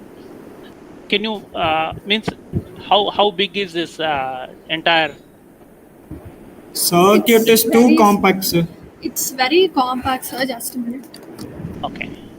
This is exactly the setup of the circuit, breadboard, and the components that we mentioned earlier, and the electrodes. Electrodes can be placed in the patient's chest or hands for the stimulation, and this is how small it is, and it is very portable also.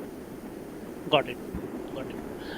See, if you are using this similar device, right, and in case if you have to cater to multiple customers, and you should have a software which is very scalable, right? How you are going to do all that? In case of software, like Arduino is quite accessible to everyone, sir. So it's very easy to use Arduino. You just have to input the components that we've used. For example, instead of ESP32, Arduino can also be used, right? In the software column, like if we mention the component as Arduino and we input the code also, it is like once we click the stimulate button, it will automatically stimulate the ECG. So Arduino, the software itself is more than enough. If we need to access the result in our mobile, in that case we can go for Blink software. It is kind of a little bit complicated than Arduino. Got it. Cool. Good.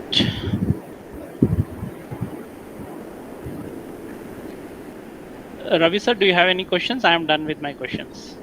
Thank you guys. It's a good work. Thank you, sir.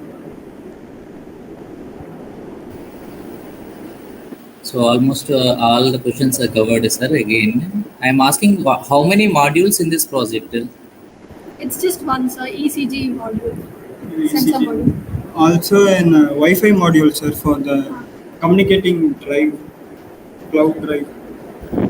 Can you explain your project in terms of security? Security, sir. Yes.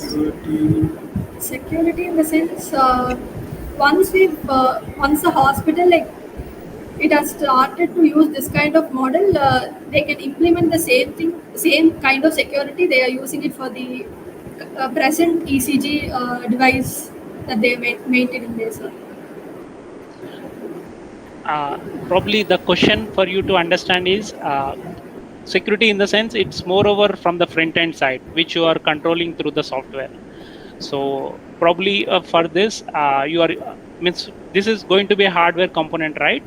So Yes, is that means this? I don't think means you have any control for security on this side, but definitely that security implementation should be done at the your front end side. How you are going to take care, so that being a patient's data, this is going to be more complex, and it should be handled with sensitivity. So you should be taking care of a lot of measures in order to control those sensitivity issues. Okay, so we'll work on it, sir. Okay, and it should be great if you should have shown your architecture diagram and all that. Probably because yeah, so that would be great when you are trying to present this such projects. Because they have prepared only one module. Right. Yeah. Okay, nice presentation, but you have to extend your project. Future enhancement is required for this. Yep. It's like just like a feedback. Yes. Right? Okay. Yes, sir. Thank you. Yeah. Probably you can improvise a lot on that, and you can add more components, whatever you can. And moreover, you should showcase those ideas as part of your presentation. So that gives a great picture to the audience. Okay, guys? Yeah. Thank you, guys. It's great. Okay. Thank you, time. Thank you for your valuable time. Now, I would like to invite Team Technophiles from St. Joseph's College of Engineering, and the project title is Smart Farming. Team Hi, Technophiles, guys. over Can to you you. hear us? Please turn on the video. Hi. Can you see us? Yep, we are able Are to we hear you. audible? Okay. Yeah. Okay. All right. Let me start the presentation. Just 1 second, sir. Please, I missed your team name. Can you guys? Technophiles. So we're Technophiles. Let us introduce ourselves. 1 second, sir. Sure.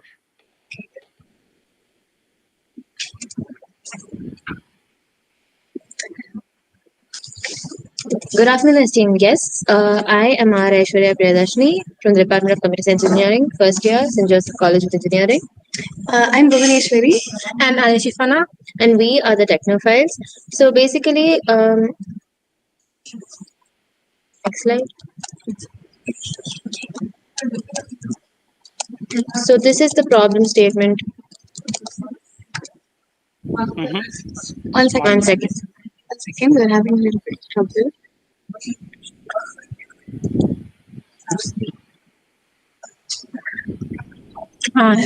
Yes. Okay. Problems. Yeah. Okay, so this is the domain we have chosen, smart farming. Basically, we propose to create an AI-driven software which will address the agricultural and public service challenges. So we're going to create a web app which will empower the youth and teach them about farming. This will act as a one-stop solution, right from soil analysis up until crop demand and crop supply. We will guide you through the entire process. This is the solution we propose to give. We feature soil analysis, climate-based crop recommendations, pest detection, weed control, weed removal, etc. Further, this app has a multilingual feature such that everybody across the country can access the app, making it user-friendly and robust. Over to Bhuvaneshwari, who will explain the tech stack. Hi, sir. Before I tell you about the tech stack, let me go over the architecture diagram first. So this is how our app will be working. First is the user interface, then we have the login page. So in this login page, we'll have a set of questionnaires to understand a little more about the user. For example, we'll be asking you questions about how much land you have and how much irrigation facilities you have, and what amount of knowledge you have on farming. We'll be taking this data and we'll be using it later, which I'll be telling you about. After this is the identification of type of soil using image processing. After that is the GPS location. So we're using this GPS location for several features that comes after this. So I'll be telling you about it later. So first we access your GPS location, and then we predict the demand of crops in the market. For example, if I'm sowing a crop right now and it's harvesting on November, we'll be telling you what kind of crops will be on demand on that particular time, that is on the time of harvesting. After that, after identifying your type of soil, we'll be telling you about the crops that you can sow on your land. After that is the irrigation time. As I told you before, we are accessing GPS location for several factors. One of those is accessing the climatic conditions. For example, for this particular land on this day, if it's like sunny, we'll tell you that you need this much amount of irrigation. Or if it's like rainy, if it's rainy, then we'll be telling you, okay, you'll only need this much amount of irrigation for this day. For this amount of land. After this is identification of weed. For this also we'll be using image processing, and we'll be yes, I will be suggesting you about pest and disease treatment recommendation. After that, for your type of soil in your locality, in your area, we'll be telling you what kind of fertilizers you need for that particular land.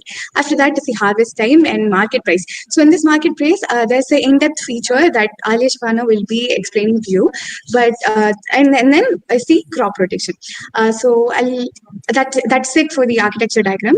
Then we have the tech stack. Okay, here we'll be using HTML, CSS, and Next JavaScript for front end, and for back end we'll be using Node.js and Express.js, and database storage. Deployment we're using AWS. Artificial intelligence we're using OpenCV and TensorFlow for image processing, for soil identification and weed identification, and API Google Maps for geolocation services and irrigation analysis. For machine learning, this is for predicting market price. And then here is the block diagram.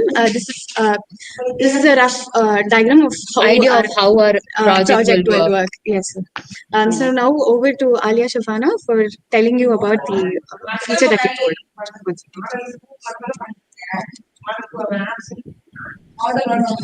So hi sir.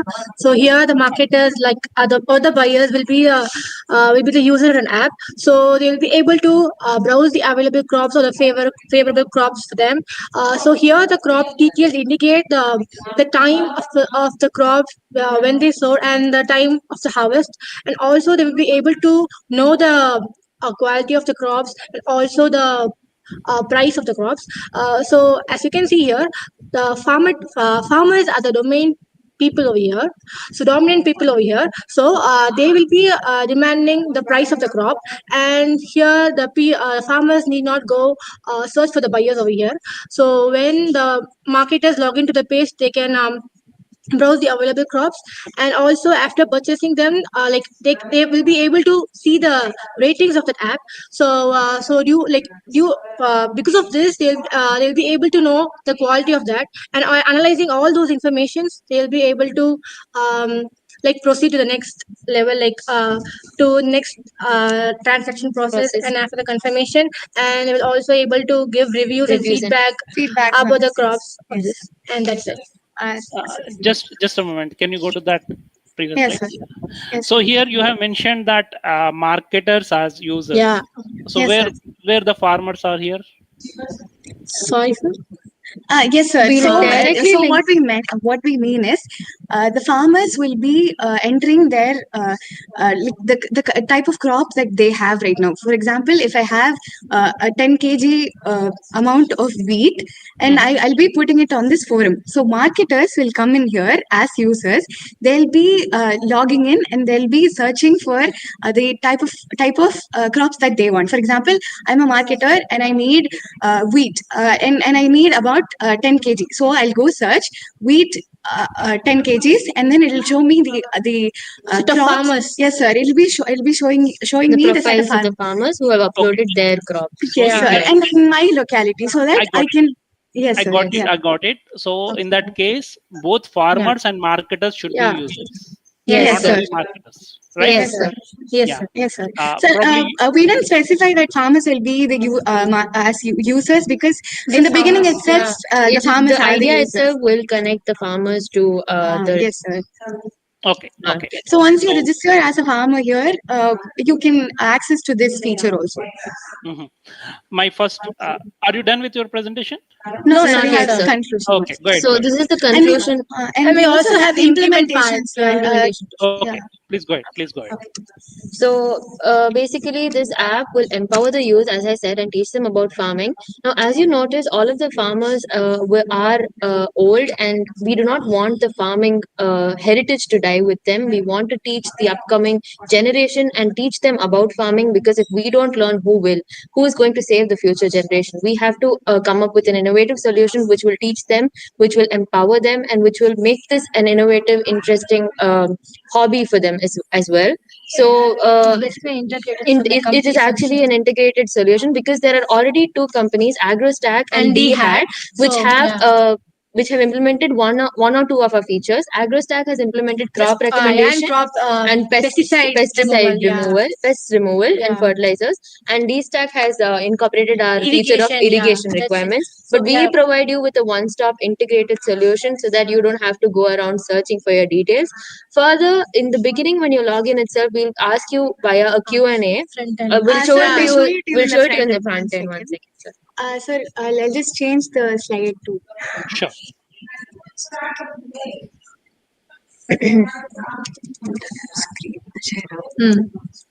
Share entire. So this is our front end. We have code. done this using HTML, CSS, and JavaScript. Should we show the code, or shall I just explain this and show the code, sir? Just show. Explain me the screens. Yeah. So you navigate through the screens. This is our home page. This is our logo. Here you have the survey. So this is the questionnaire, which will. So questionnaire for farmers, right? Farmers. Yeah. Yes, sir. Yes, sir. So once you log into our app, so this will be information for us, so that based upon which we can give them a personalized experience. I got your point. About the education Yeah. thing and I all got those. your point. How you are going to differentiate the login of a farmer and a marketer? If I am a marketer, I am logging in. I Yes, should sir. have a Yes. different. I We should will have a provide different. you with a separate login. As Yes, of now, we have a common login page, but we are planning to give a separate login for a farmer and for a marketer. Yes, sir. If you're a marketer, you won't have this type of questionnaire. You just have to register. Yeah, so in which area you are in. login for marketer, login for farm, like Yes, that. sir. Yes, So, sir. We'll only be accessing your GPS, and then you can go and browse crops and anything that you want. on the Also, app. the page is multilingual, as we said. We can go and change it here if we want. Yeah, translation. Baru. So these are the questions through which we can collect the data about whether they come from a family of farmers, whether they have the irrigation access they have, and how much land they're willing to allocate, etc., etc. Coming back to the home page. So this is just about our initiative. These are the projects we propose to fulfill. Yes, sir. This The is how you backend- can. the- The back end will be executed by them. This is how you can contact us. We have an email ID and we're yet to update a contact number. Further, this is where users can testify about their experience using our app. Now, these are examples. However, we will allocate real-time data. These are examples of users who will probably use our app. And this is a section wherein we provide a common forum for discussion so that anybody can come. If I'm a user, she's a user, I can post my doubts here, and she, whenever she logins, if she sees this question, she can come and post her reply. And this will promote further discussion about this topic, which is the need of the hour, and we can clear our doubts, and there'll be in interchange of knowledge, and we establish a forum to interact. As this mainly caters to youth here, sir, and don't misunderstand that it's not for experienced farmers also, but because it mainly caters to youth with very little to no knowledge about farming, this Food for Thought page provides very helpful to them. Yes, sir, provides a very helpful forum for them to talk about, have a discussion. Yes, sir, talk about any doubts that they have. You can find like-minded people here. You can find anybody. You can find anybody on your locality and connect. So this is the login page, which is available in most regional languages, as you can see. Coming back to the sign up page. This is the sign up page. Once you sign up, you can go to the login page. Should I fill in the details for a demo, or is it fine, sir? Is it working, first of all? It is working. Yes, sir. Yeah, please do that.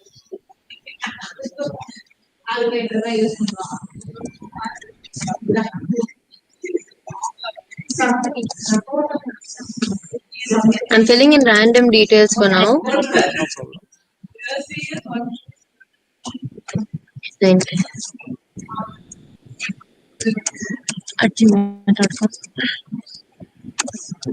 Do you want me to type?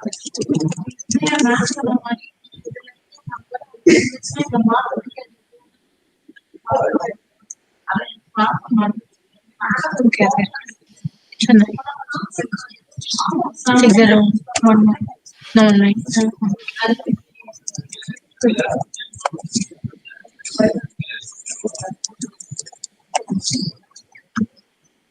Sign up successful, and then you can go to login page and log in here. Okay. Okay, good. So should I show the code now for the front end? Web page. Going back to the web page. Oh, domain. We have created a domain for our website. This is the domain. So if you go to Google and if you search this is what will pop up. We have to update this, when once we connect our code to this, our web page will appear here. Yes. Okay. So you want to have a look at the HTML code for the front end, sir? These are the codes. This is the code. Okay. All of this. Got it. Yes, all of Point this is the sign up page. This is a contact, user testimonial, food for thought, projects, about, and login. And login. Yes, that's for the backend. Sir, I'll be showing you the backend here. It's okay. So this is the code for the backend. Let me show you the. So you have used compilation. What is that you have used for backend code? Node.js? 1 second, sir. Python. We've used the language Python, sir. Okay. Okay. Let me show you the page first. So this is what pops up after we run it in our code. So this is all home login page just for example. We'll be integrating the HTML front end with our backend. It's in development. Yes, sir. So this is the main application, sir. This is the main application, sir. So we're using image processing for this particular, for identifying the type of soil. So we have trained our model for 5 soils here. So for example, if I take black soil and I upload this picture, let's say, and I'm predicting, it'll tell me the type of soil that this is. And the confidence is the accuracy of the prediction. Yes, then it will recommend the crops, and then it will recommend the fertilizer which is suitable for this soil. Yes, sir. So this is the first page. This is our main page where we'll be using image processing. After that, we have the GPS-based fertilizer recommendations, sir. So you can include, this is geolocation we've done this with. So you can enter the coordinates or the place. Yes, sir. For example, if I enter Chennai here, and get recommendations, so I'll be getting this, the latitude, longitude, and the soil type, that is red soil, and recommended crops, that is these, and the pH of the soil that's available in Chennai, that is of red soil. Red soil.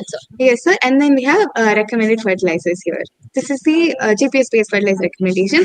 And if you want, I can show you latitude, longitude. Sir, do you want it? Or is that okay? Please, please. Should I? Yeah, sure. I'll take Coimbatore. Acha, you mean to say okay, not as part of your application. Okay. Sir? Or is it's okay, like fine. Oh, it's fine, sir? Yep, it's fine. It's fine. Just I wanted to see if you are doing something as part of your application. Oh, right. Okay. Okay, sir. Cool.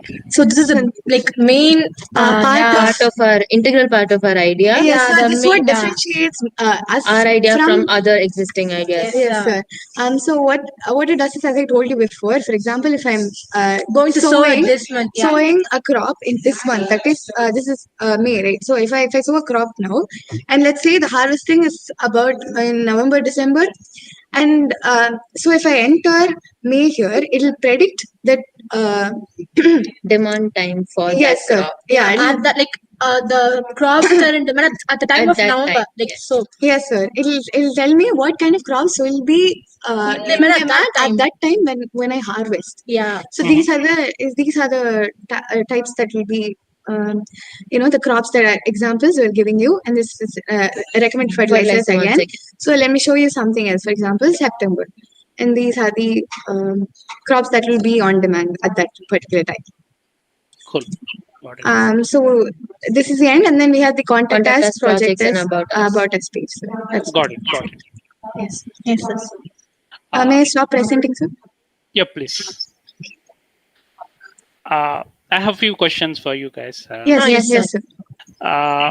Why only mobile web application? Why not a mobile application? No, sir. This is actually supposed a to web be app. this is supposed to be an mobile application. Web app, yeah. Yes, sir. But We've started off with a website, app, yes, and sir. we will progress to a mobile application. Yes, sir. In the Okay. future, yes. Okay. Once you migrate to a mobile application, where you are going to host this application?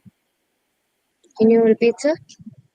Where you are going to host it? Is it going to be on a server, or is it going to be on a on-premise, or it is going to be on cloud? On cloud, sir. AWS. Yes, AWS. We're using AWS. Okay. So if you are using AWS, so then what are those prediction algorithms you will be using for market price prediction? Stats. We'll collect the stats sir. and using data set we will. Like demand machine learning. Machine Sir, learning. yes, sir. We'll be feeding data sets to our from machine. previous crops, harvest time, and all of that. We'll collect the stats and we'll feed it and we'll train the model. Yes, sir. Okay. How your is there any reporting module available as part of your project? I'm sorry, sir. I don't understand. Reporting module. Can you elaborate? Final screen where, so if I'm a farmer, okay, so you are going to recommend multiple things, right? So Yes. I want to have a complete report. If I come to you guys during the month of October, I will ask you what is the crop that I'm going to Yes, sir. that I need to go for, and what is the yield I will be getting if I do this. And if I compare with multiple crops, 1, 2, 3, 4, like paddy, cotton, wheat, so which will yield more based on my soil type, which where I will yield more. Yes, sir. Yes, sir. It's all included in the project. So as we told you, we'll be asking you a set of questions in the beginning, right? We'll be collecting all those data along with your GPS location. We'll be identifying your type of soil and your climatic conditions. We'll be Based on recommending that, you. we'll give This you is the a very priority. personalized experience, sir. How This you is not- how you are going to send me that report? You can question Yes, sir, you visually can see it view in it the on app. the app, sir. Yeah. No.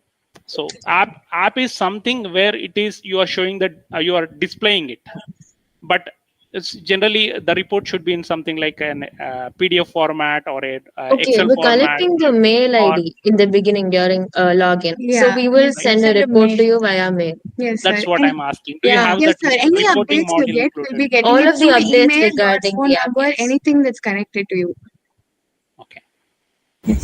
But here what I observed is this application was completely static application. Is it right? Static? No, sir. The dynamic only. It is working. Yes, it sir, is it's a working yes, sir. When you software. upload the image, you are calculating the prediction and accuracy, right? Yes, sir. Yes, sir. What type of algorithm you are used to get the prediction? Convolutional neural network. Yes, sir. Convolutional neural network. Can you tell what are the steps are there in the conventional neural networks seen in algorithm? Can you elaborate, sir? What are the steps? What are the steps? Steps. Then how do you define that the image after uploading that particular image you got it 94%, right? So then how can you? What is That is based on training the model by feeding Yes, sir. Let me multiple show you the data. code if you want. I'll show you the code. Can we present the code? Yeah. Because this is very, very important for your project. Yes, sir. Based on the accuracy only, based on the prediction only, you are displaying all the crop details. Yes, sir.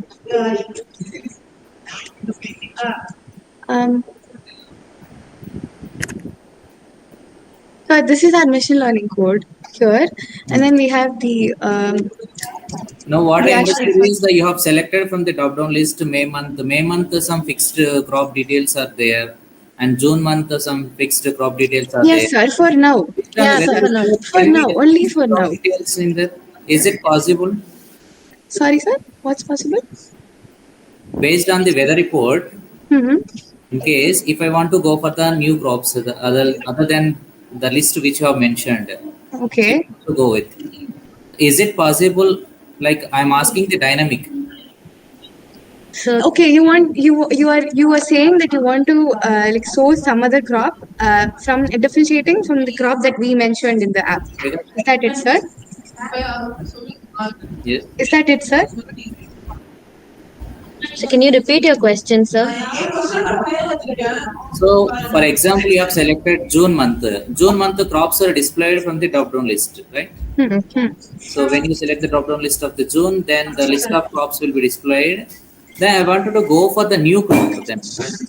Yes, sir. That's what we're talking about. Then how can you calculate or how can you estimate that the weather conditions, whether it is suitable in this month or not? Sir, using geolocation. No, sir. See, so these are features that you can access to individually. It's not a connection. You can it can be a connection if you want it to be. You can access to different features. For example, if I want to predict what kind of demand on market, if I have this type of crop, you can also choose that. There's an option in demand and market where you. Sorry, sir. Sir's question is specific to the weather conditions, not specific to the demand. Weather conditions Yes, is sir. determined That's by what, location and irrigation requirements in the beginning itself. The temperature, yeah, we can do that using, we'll get the GPS. So based on that, dynamically, you'll know what the weather is at that location API, at yes, that time sir. using Google API. So we can switch to that as well. Got it. Yes. So you mentioned TensorFlow, right? Yes. Yes, sir. What exactly the TensorFlow is going to do? Machine learning thing. Machine learning. What is that? Means what it is going to in what way it is going to help you in your project? So for importing image, and training our model. Yes, sir. Okay. Yes. So I'm done with the questions. Thank you. Okay, sir. Yeah, Thank you. nice. It's nice, innovative idea. So I would like to see it like in a full-fledged manner. Whatever the modules you have domain mentioned, control, the like architecture, you have to implement all the steps. Yeah. Yes, sir. Yes, sir. We were under implementation. Yes, sir. It is under It is under implementation. To progress. ensure that we'll be implementing it and showing it to you again very Yes. soon. Yeah. Thank you. Thank you, sir. Thank you, guys. Thank you. Yeah. Bye.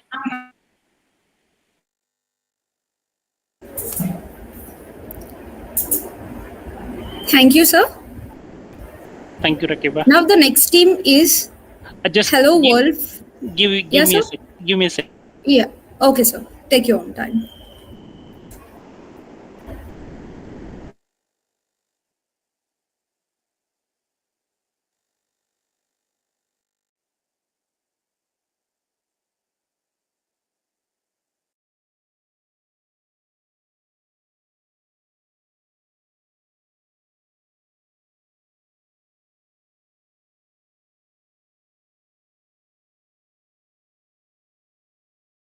So I can't hear you.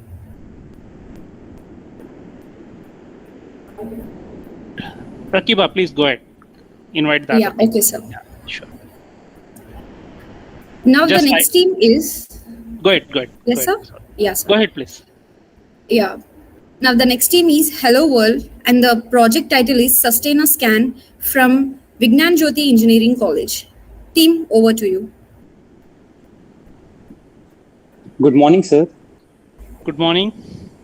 Good morning, sir. I am Vedvardhan Gyanmote from VNR, Vignan Jyoti Institute of Engineering and Technology. And I'm Varenya Gyanmote from G. Narayana Institute of Engineering and Technology. Sorry, your voice is very low. Sir,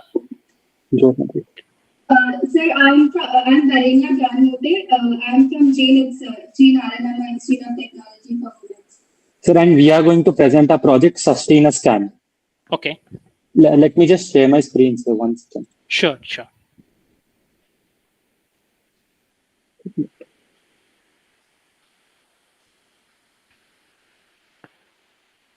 our project is based on a Android application, sir. It's an Android application. So the problem statement for our project is nowadays we see that a supermarket every day they receive a fresh stock in the morning. For example, for the perishable goods like bread, milk, and all. Sorry, Ved.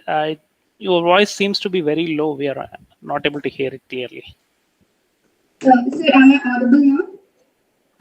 It's low. It's audible, but it is very low. 1 second. Yeah. Sir, is it fine now? Can you try again? So is it fine now? Yep. It's fine now. Yes, sir. So our project is an Android application, sir. So our problem statement is every day for us in a supermarket, we receive a fresh stock for the perishable goods like bread, eggs, which will expire in less than 1 week or so. So what happens is, as this stock is received every day, as a customer, we tend to buy the freshest stock. For example, today we have received 200 cartons of egg. But by the end of the day, only about 180 are sold. So 20 cartons of eggs are still remaining. But as next day we will receive a fresh stock, as customers will buy the fresh stock which was received today. So because of this, what happens is the products go to waste and nobody buys it. So there are many problems which occur because of this, such as food wastage or packaging wastage, and other resources are being wasted. So our project is a stock management app which lets us know what items are going to be expired in 3 days or so, and these items will be delivered to the nearby food chains which will make use of it. Okay. So actually, in the existing model, they just throw away the product or they sell the product for a lesser price. But this practice is not done in India. So what our app does is restaurants can place order for the perishable goods such as eggs or bread, which they will be using every day. So so supermarkets will take this order and send the products which will expire in less than 3 days to the restaurants or nearby food chains. Sir, can we present our application and show? So what is the whole idea behind this? Means, is it going to be specific to few of the components or for all the market goods? No, sir. It is we can it is available for all the goods, sir. Okay. So let me just show the application. Sure.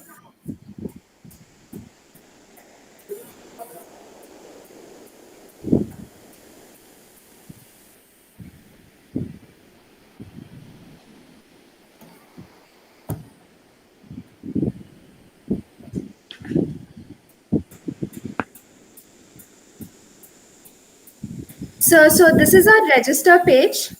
So here we can register our name.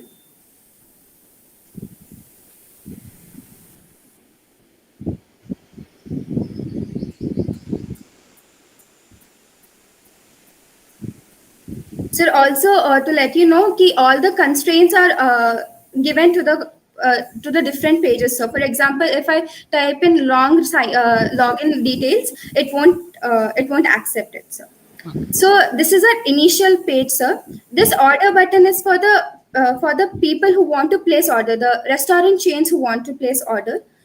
So here I'll be given an ID and the name of the restaurant or the food chain and the address and the phone number.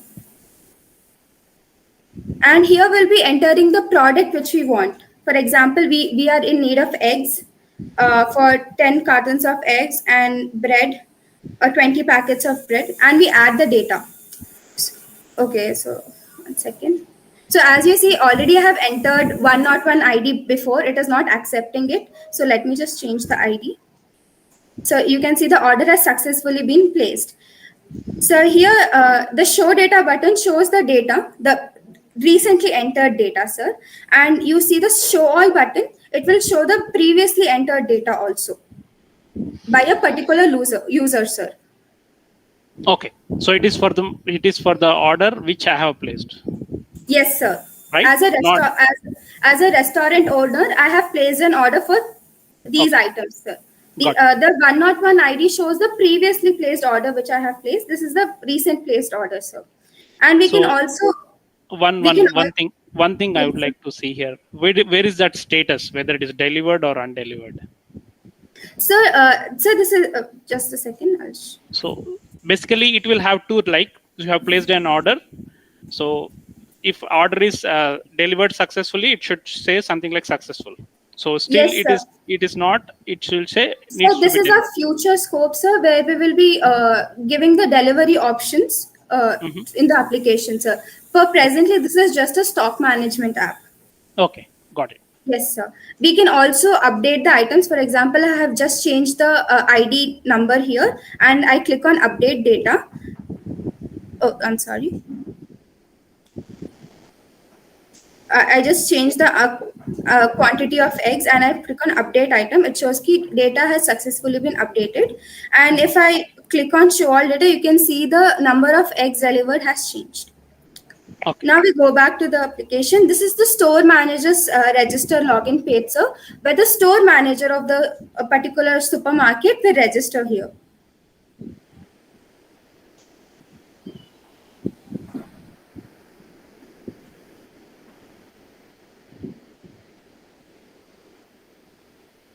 Yes, sir. So this is our home page. So our first button is the stock manager. So every day when we receive a fresh stock in the morning, we will be entering the details in this. So for example,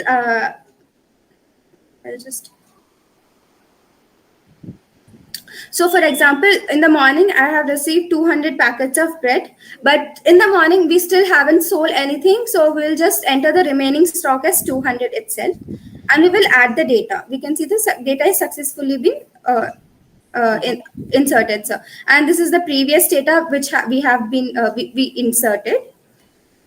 And these are the different deletion and updation operations we can perform. For example, I want to delete the item number which I have stored in ID number 101. So I can just delete the data. And when I show the data, you can see the 101 data has been deleted. So, and if I want to update the data, I just need to type the data, the ID of the data, and the new. So this updation option will be used at the end of the day when we get to know how many packets of bread has been sold. So I'll just show this function in the last. So if we can see, we are having a button called as sales report, which will show that for the particular ID number and the product name, 0 items have been sold and 200 items have been remaining. So this is in the morning, sir, when none of the items are sold. So now we will be entering the product details, sir. So we can choose the manufacturing date here and the expiry date here. Sir, and also if we choose the manufacturing date after the present date, it will show an error. Let me just show you. If I click on 29th May and I try to add to the database, it shows an error basically. You can't add the item. Okay. Just change it. So now I added the items in this. So if you see, this is the data which is shown. So what is shown here is the product ID, the product name, the manufacturing date, expiry date, and number of days are which are left for the expiry of the product, sir. For example, here if you see, 1 day is left for the expiry. Then we go back to the home page, and when we click on expiry tracker, it will show the product. It will show what are the products which are going to be expired in less than 3 days. So, for example, I add another product called as.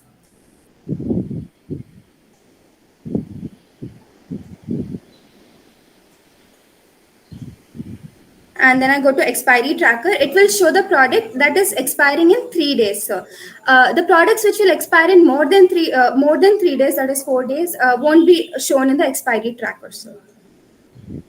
And then this orders received button will show the orders which we have received from the initial page. So. Okay. Yes, sir. Now coming back at the end of the day, few number of goods have been sold. So I go to the updation option. I type the ID name. I enter the new stock, which was the previous stock, and the new stock, which is what are the items which are left. For example, 10 items are left. Mm-hmm. Then I update the app, and then I go to sales report. Then it will show that 190 items have been sold and 10 items are remaining, sir. So this is what our application does. So at the beginning of the day, it will just take the details of the products and the stock details. It will generate a sales report, and it will also show an expiry tracker, which will display the details of the goods which will expire in less than 3 days, sir. Okay. Yes. Where is this application hosted? So we have hosted it on. We made use of Android Studios application to develop this app, and we are presently hosting it on a mobile phone, sir. No, my question is, it is basically the backend is hosted. So you are talking about UI, right? UI is operational over the mobile phone, but where exactly? No, sir. Backend is also in the mobile phone itself, sir. We made use of SQLite database with the help of Java, sir. We also made use of database helper to host the database also in the application, sir. So when we are installing the application into our mobile phone, the data will also be stored in the mobile phone. We don't have any different server for this, sir. Okay. It is going to be the memory you are going to use. Yes, sir. Okay. So in case my phone has been reset, so I will lose entire data, right? No, sir. You enter with your ID number. You are logging in with your ID and username, no, sir. So when you log in, it will still be there, sir. You got my question. What I'm trying to say is, I have reset my entire Android phone. Yes, sir. Okay, so it is as part of the storage. No, sir. It is not a part of the storage. It is part of the application, sir. The data will be stored in the application, not the mobile memory, sir. Okay. Yes, sir. So basically, this application, in this application, while developing, we have used database helpers using SQLite. So, so the data is being stored in the SQLite database, sir. But that should not be on the phone, right? It should be somewhere. No, sir. Database helper is specially designed for the Android Studios, sir. So it is specially designed for the Android. See, I'm talking not specific to this example. Yes, sir. If you take it as a product, if you Yes, take sir. it as a product and if you are into the market, okay? Yes, sir. So there where multiple stores will be there, where multiple, so you need to host this product somewhere, right? Yes, sir. So in that case, where your application suggests that this has to be hosted on on-premise architecture or it should be on cloud, where is that you are going to do that? So definitely, I feel we need to host it on the cloud because multiple data are being stored here and multiple users are using it. So. Okay. So in case if the application crashes because of multiple users, right? No, So sir. This application is scalable, sir. how you can say that? So because there is nothing, because it is limited to one application. If I'm using it on my right now, as you said that where will be hosting, we haven't designed it like that yet. But according to how we developed it, it will be hosted on our mobile phone itself, so that it won't crash. So when the multiple users are using it, it won't clash. Got it. It's so my interest was in basically where this application will be hosted, because Yes. you're presenting it as a product, right? Yes, So you sir. should have a clear idea after developing this product where it will be hosted. Yes, And sir. as per that architecture, means if it is something like cloud-based solution, you should have all the features. So in order to scale up, if there are, like, if you have used some Amazon or Flipkart, right? So in case of multiple users, how it is able to scale. So all that features should you should be able to present as part of your idea. Yes, sir. Okay, it's like a feedback. It's not a question for you guys. Yes, Okay. sir. So you should think in that scalability perspective, at the same time in case of availability perspective, Yes, sir. because in something goes wrong. And also when you are designing such products, right, there is something called as memcache, and there is something called as cache memory, which is available as a product as part of the cloud solutions. So you won't you will not be using that mobile specific memory, because that is only to store the user data, not to store entire user specific or the entire market specific data. So there should be a database where you will be storing that particular data. Yes, sir. So actually, sir, this application will be used by the store manager only. So for a particular store, we have one store manager which will, who will make use of this application, sir. Okay, got it. Yes, sir. Got it. Yeah, cool. So, and we do have few of the future scope. For example, at the initial stage, we were entering the orders. Our future scope is we will be adding a Google Map feature to it, which will only display the nearby supermarkets which are available. So it won't show the supermarkets which are far away and who can't deliver this order. So. Got it. Got Yes, it. sir. Okay. So I'm done with my question. Ravi sir, do you have any questions, please? Any sensors are required to scan the product details, like all where, because you are, Right. yeah. Then how can you get the details of the products in each? So we are manually entering the details of the product. But we'll plan to add a scanner where if we scan the product, then automatically details will be entered there. Okay, the first you need to store the details into the particular server. Sir is asking about that, but where you are storing all the data. Yes, sir. That is we haven't we haven't thought about it yet, but we have limited. Then only the project will be useful. Yes, sir. Yes, sir. This is just an initial stage of the project, sir. We just still need to develop it further. Yeah. Okay. Good implement.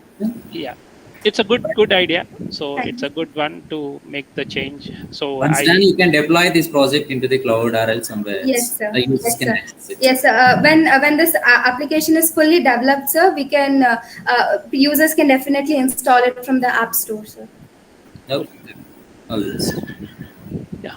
Thank you, guys. Wonderful Thank you so much, presentation. sir. Yeah. All the best. Thank you. Bye. Thank you, sir. Now I would like to call 1 minute, team. Rakiba, 1 minute. Yeah. Okay, sir. Just you need to give me some time for marking my scores. Otherwise, Okay, I sir. will be messing Definitely. up with Sure. Yeah. Okay, sir.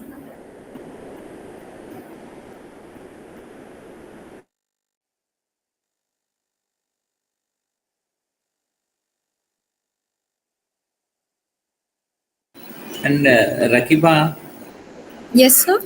is there any break for the juries? 5 minutes or 2 minutes, like? Yeah, sir. Okay. So if you need, you can take break now. Sir, Santosh, sir.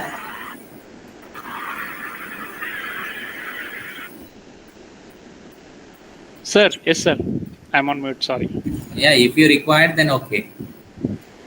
Yeah, I will just. I'm trying to mark this innovation results, sir. So probably I need a few 2 minutes or so. But yeah, We I will let you understood. know. Understood, sir. Yeah. Okay. Outcome is 22.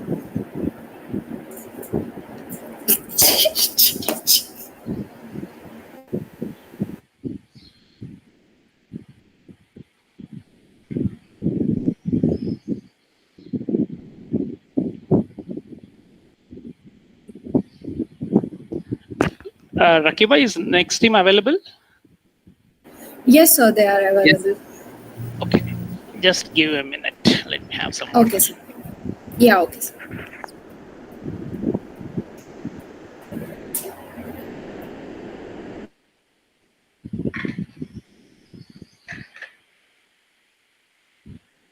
Yeah, please go ahead.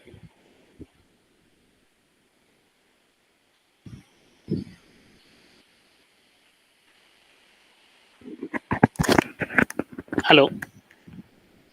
Yes, sir. We can go ahead, Rakiba. Thank you. Okay, sir. So the next team is V3 Achievers from Guru Nanak Institution's Technical Campus, and the project title is Smart Coupons Boosting Shopping Mall Revenue. Team, over to you. Smart boosters.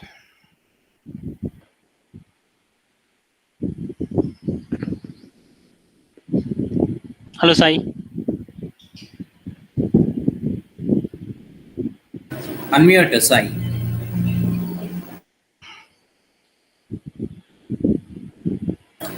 Unmute the microphone.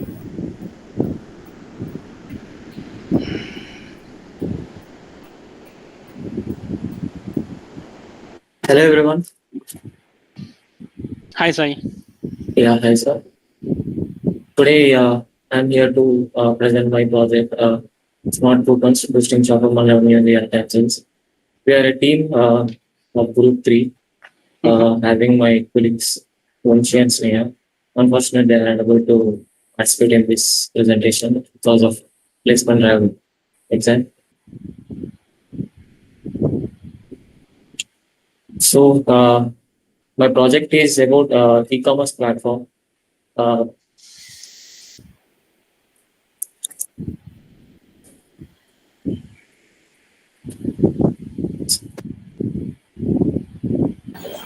Go to the contents.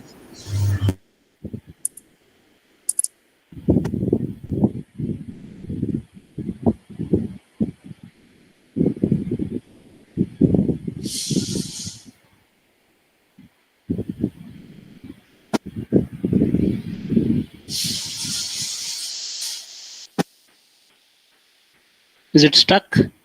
Yes, sir. Can you do Alt Tab?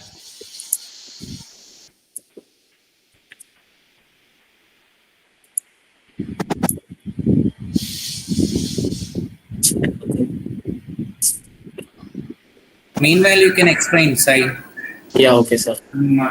Yeah, my project is about an e-commerce platform. It redefines the user-centric shopping experience by seamlessly integrating features with powerful administrative tools.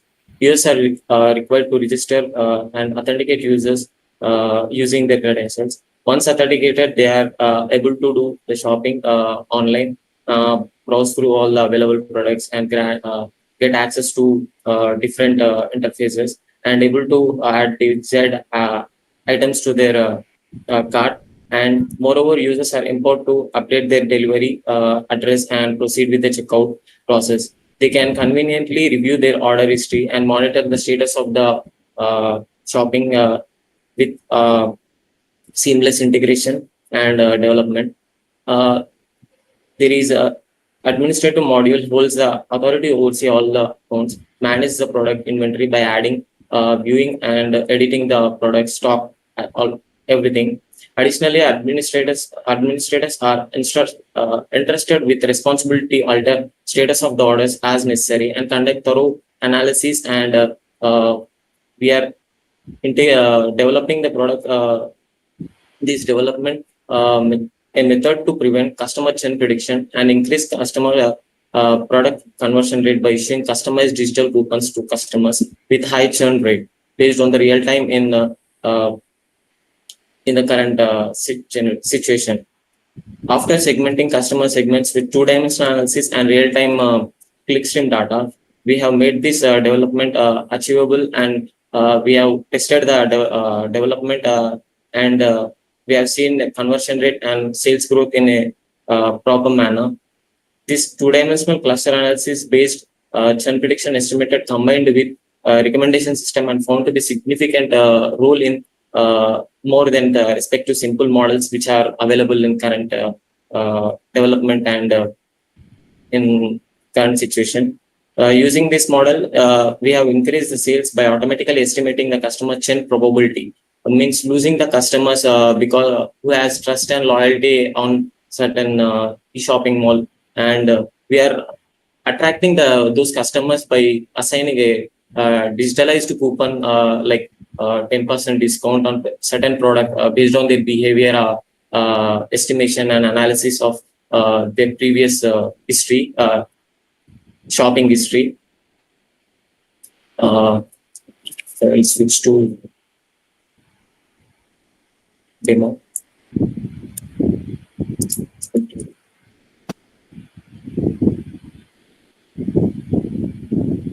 So this is the homepage of my e-commerce platform. No, Sai, we are not able to see your screen. It's okay. 1 minute. Just stop presenting and stop sharing your screen and redo that.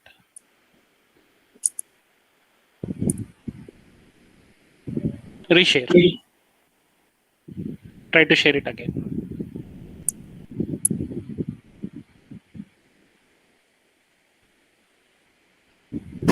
Yep. Yeah. Actually, this is the system architecture of my project. User can buy products. Can you click on that presentation slide?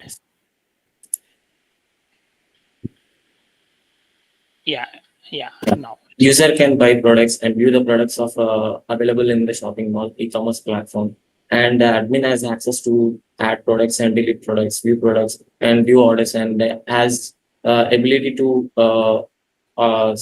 modify the status of the order and everything. And everything, the data will be stored in the database in a secured manner. Okay.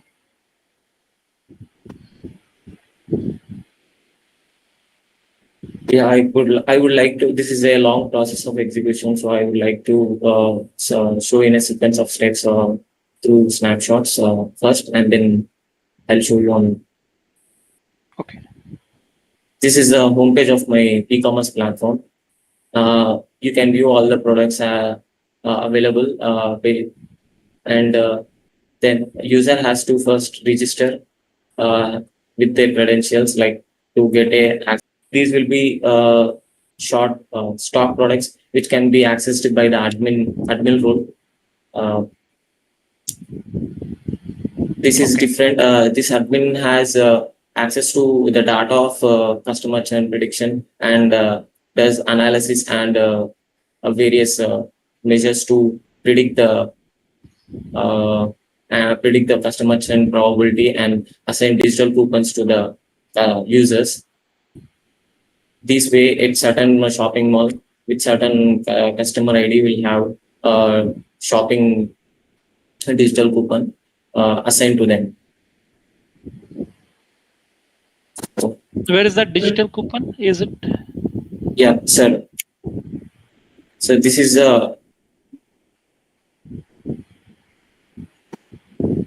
this customer will have the 10% discount or 20% discount based on his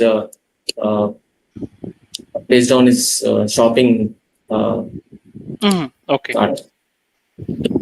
Based on the shopping experience, you're just displaying those users here, customers, right? No, sir. We after they will have history of data of that customer. So based on that data, we are using machine learning algorithms, deep learning algorithms like random forest, linear regression, like these k-means all clustering. These algorithms together will analyze and will predict the customer churn probability of the customer. Mm-hmm.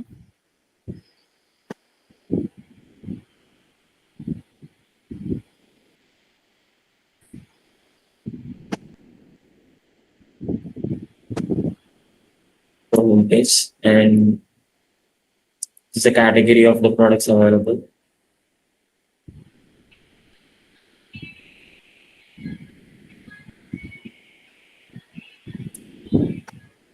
First, initially, the user has to register to get access. Then,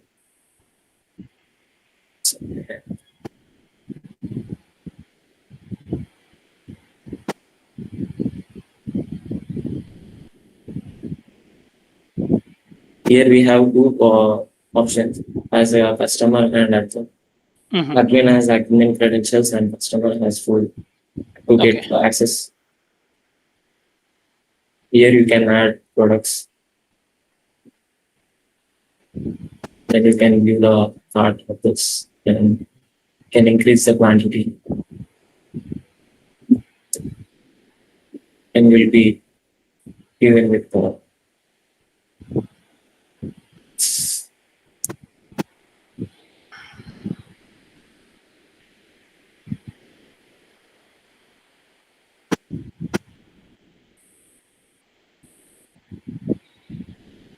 yeah, this is the order place. Then you can move to admin access to ship the product. Got it. Yeah. Are you done, Sai, or still yeah something? No, sir, not. You're done, right? No, sir.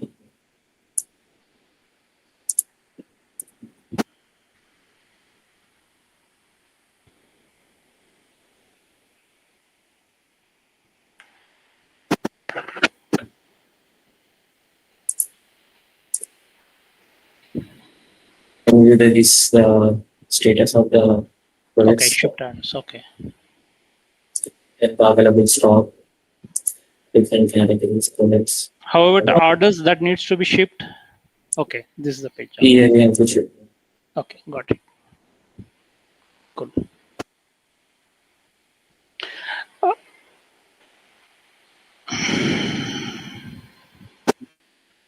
Okay, then that after we don't have the data set actually. We have used another data set available, and we made analysis and predicted the customer churn prediction probability.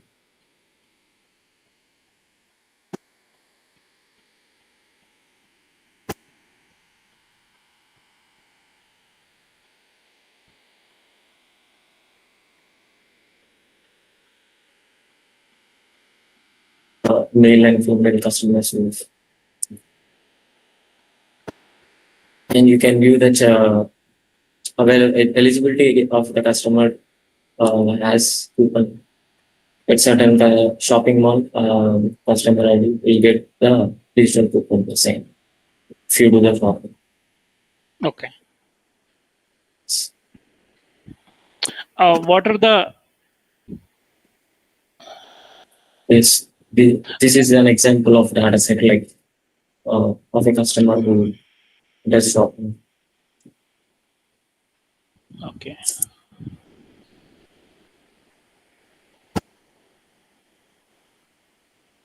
And in the database, we can view the users details, transaction details, and available products and orders made by the customers, different customers. Okay. What is the web server you have used? Tomcat. Tomcat. Okay. So in case if you have to host this application in the cloud, so where means how you are going to deploy it? Yeah, so like this is the initial stage. We are trying to. We have to do some more modifications to make it a proper e-commerce website, like assigning to the customers in the e-commerce level itself. There are vast availability of cloud models. We can use them as a pay-as-you-go service. Okay. And when you click on that payment, right? So you have Yes, entered the sir. credit card details, and when you just pressed, Yes, sir. Security OTP is not. yeah, there should be some validation over there, right? Yes, yes. Yes, sir. So just as you order something in Amazon or Flipkart, there should be some validation where it will ask for OTP, right? So based on that OTP, I mean that particular security is missing over here as part of your as part of your screens. Yeah. Okay, and coming to that, so definitely you have to think in terms of scalability. Means in case if you are going to definitely so if you show this application, definitely anyone is going to compare your application with Flipkart or Amazon, and the next question will be like, how is your product different from them? Right? So yes, you should know how Amazon is working, how Flipkart is working, and then you should be able to explain in what way your application is equivalent or it is going to surpass those applications. So in that case, you should know how Amazon is working, and you should have all those features as part of your application. Did you find any drawbacks in the Amazon or Flipkart? Are you going to implement those drawbacks? Yeah, sir. Like customer churn prediction is one possible feature which we can implement to increase the sales growth efficiently. Yeah. So the main goal is the customer churn prediction probability of my developer. So. Cool. Yeah, that we are able to see as part of your application, but still means that's what when you showcase a particular feature. Along with that feature, you should have all other features inbuilt as part of your application. Yes. Yeah. We appreciate your idea of control, having that customer chain and retaining the customers. So that's a good way of thinking innovatively. The idea is good, but still, I mean, overall, application-wise, you need to improvise on that. Got it, Sai? Yes, sir. Yeah. Yeah. Okay. Cool. Okay, sir. Yeah. Thank you. Thank you. Thank you, sir. Have a nice day. Thank you for the opportunity. Thank you. Right.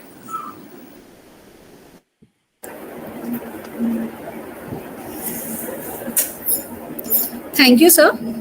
You can breathe. Sir, do you need some break?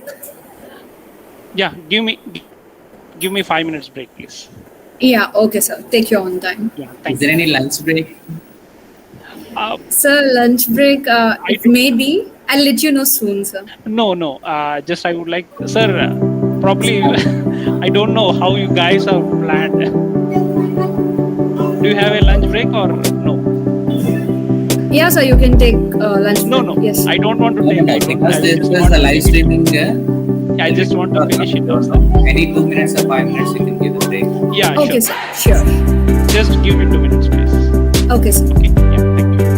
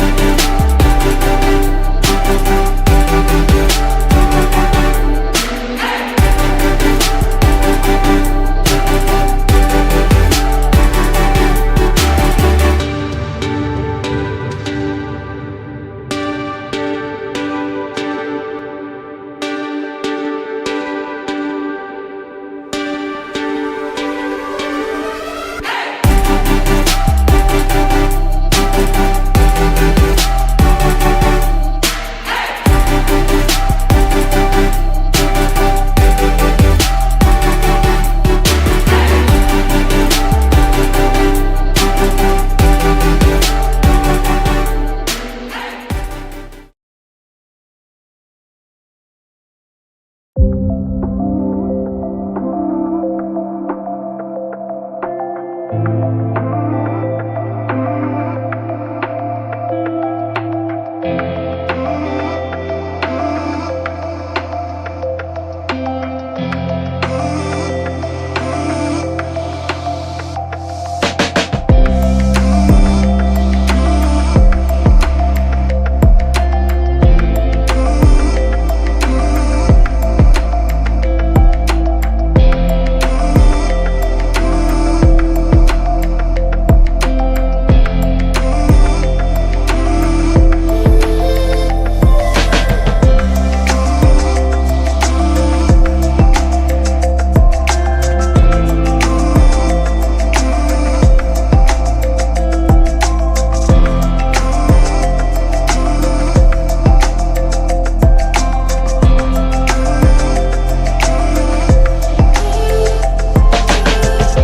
am back.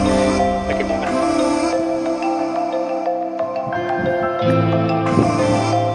Yes, sir.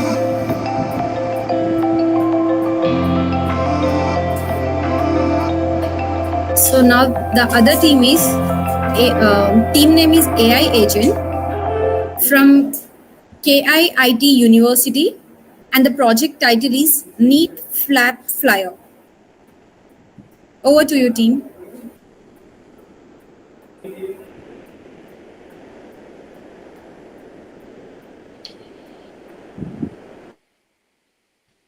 Team, you can start your presentation. Yeah, ma'am, sure.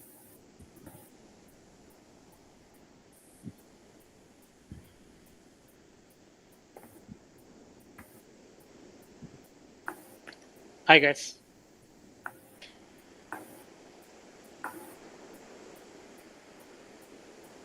Is the screen visible? Yep, we are able to see your screen.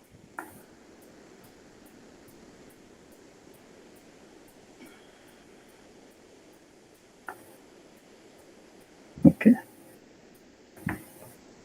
Yeah, so hello everyone. Welcome to our presentation on Neat Flappy Flyer. Our project focuses on applying the neuroevolution of augmenting topologies, or NEAT, to train an AI agent to play the Flappy Bird game. Our team consists of San Banerjee, Shubham Patel, Anil Pradhan, and Anjali Raj. Today we will cover the following points: introduction to our project and team, the problem statement and relevance of our study, the methodology we used to train our AI, neural network and mutation crossover, distance calculation, environment setup and training and testing, analysis of the result, and last, conclusion and future scope of our project. But before we start, let us watch a brief video to get a better grasp of what we are showing you to understand it visually better. Here's the video. Okay.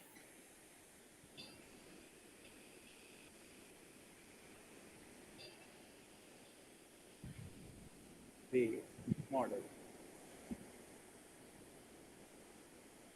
To start the game, press spacebar, make the bird jump, press spacebar.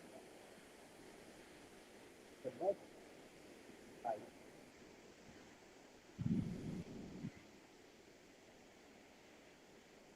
Dive. Again.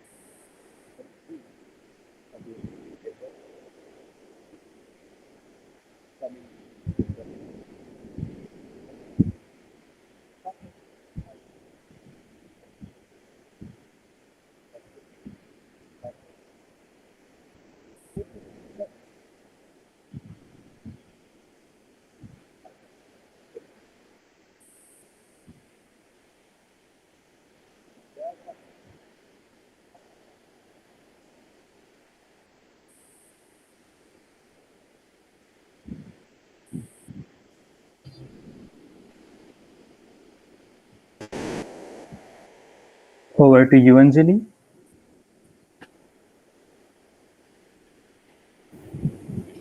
Thank you, Shubham. To start with the abstract and introduction, game learning is rapidly advancing field within artificial intelligence. Inspired by agents like AlphaGo and Decode Chess, our project focuses on using minimal training strategies with the NEAT algorithm to train an AI agent to play Flappy Bird. NEAT evolves artificial neural networks using genetic algorithms, making it ideal for complex tasks without predefined structures. NEAT are neuroevolution of augmenting topologies evolves neural networks by combining network weight search with network structure complexity. It is particularly effective in dynamic environments, making it a great fit for our Flappy Bird AI.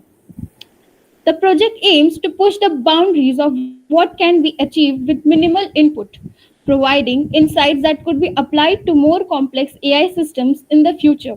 The relevance of a study lies in demonstrating how evolutionary algorithms can lead to significant advancements in AI training.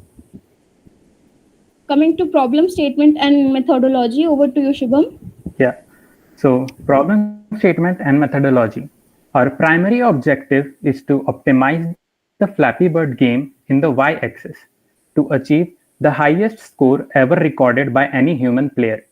The challenges lies in training an AI agent that can autonomously learn the game mechanics, navigate obstacles, and continuously improve its performance. To tackle this challenge, we utilized NEAT algorithm. NEAT is a genetic algorithm that involves neural network by optimizing both their weights and structures. Here's a brief overview of our methodology. The first, neural network architecture. We started with an initial population of 100 birds, each represented by a genome. Fitness function. The fitness of each bird was evaluated based on how far it could navigate through the pipes. Training process. Over multiple generations, the bird evolved and learned through the natural selection and mutation. Each generation aimed to surpass the performance of previous one. Testing environment. The best performing genome from the training phase was saved and tested to evaluate its ability to play Flappy Bird with precision.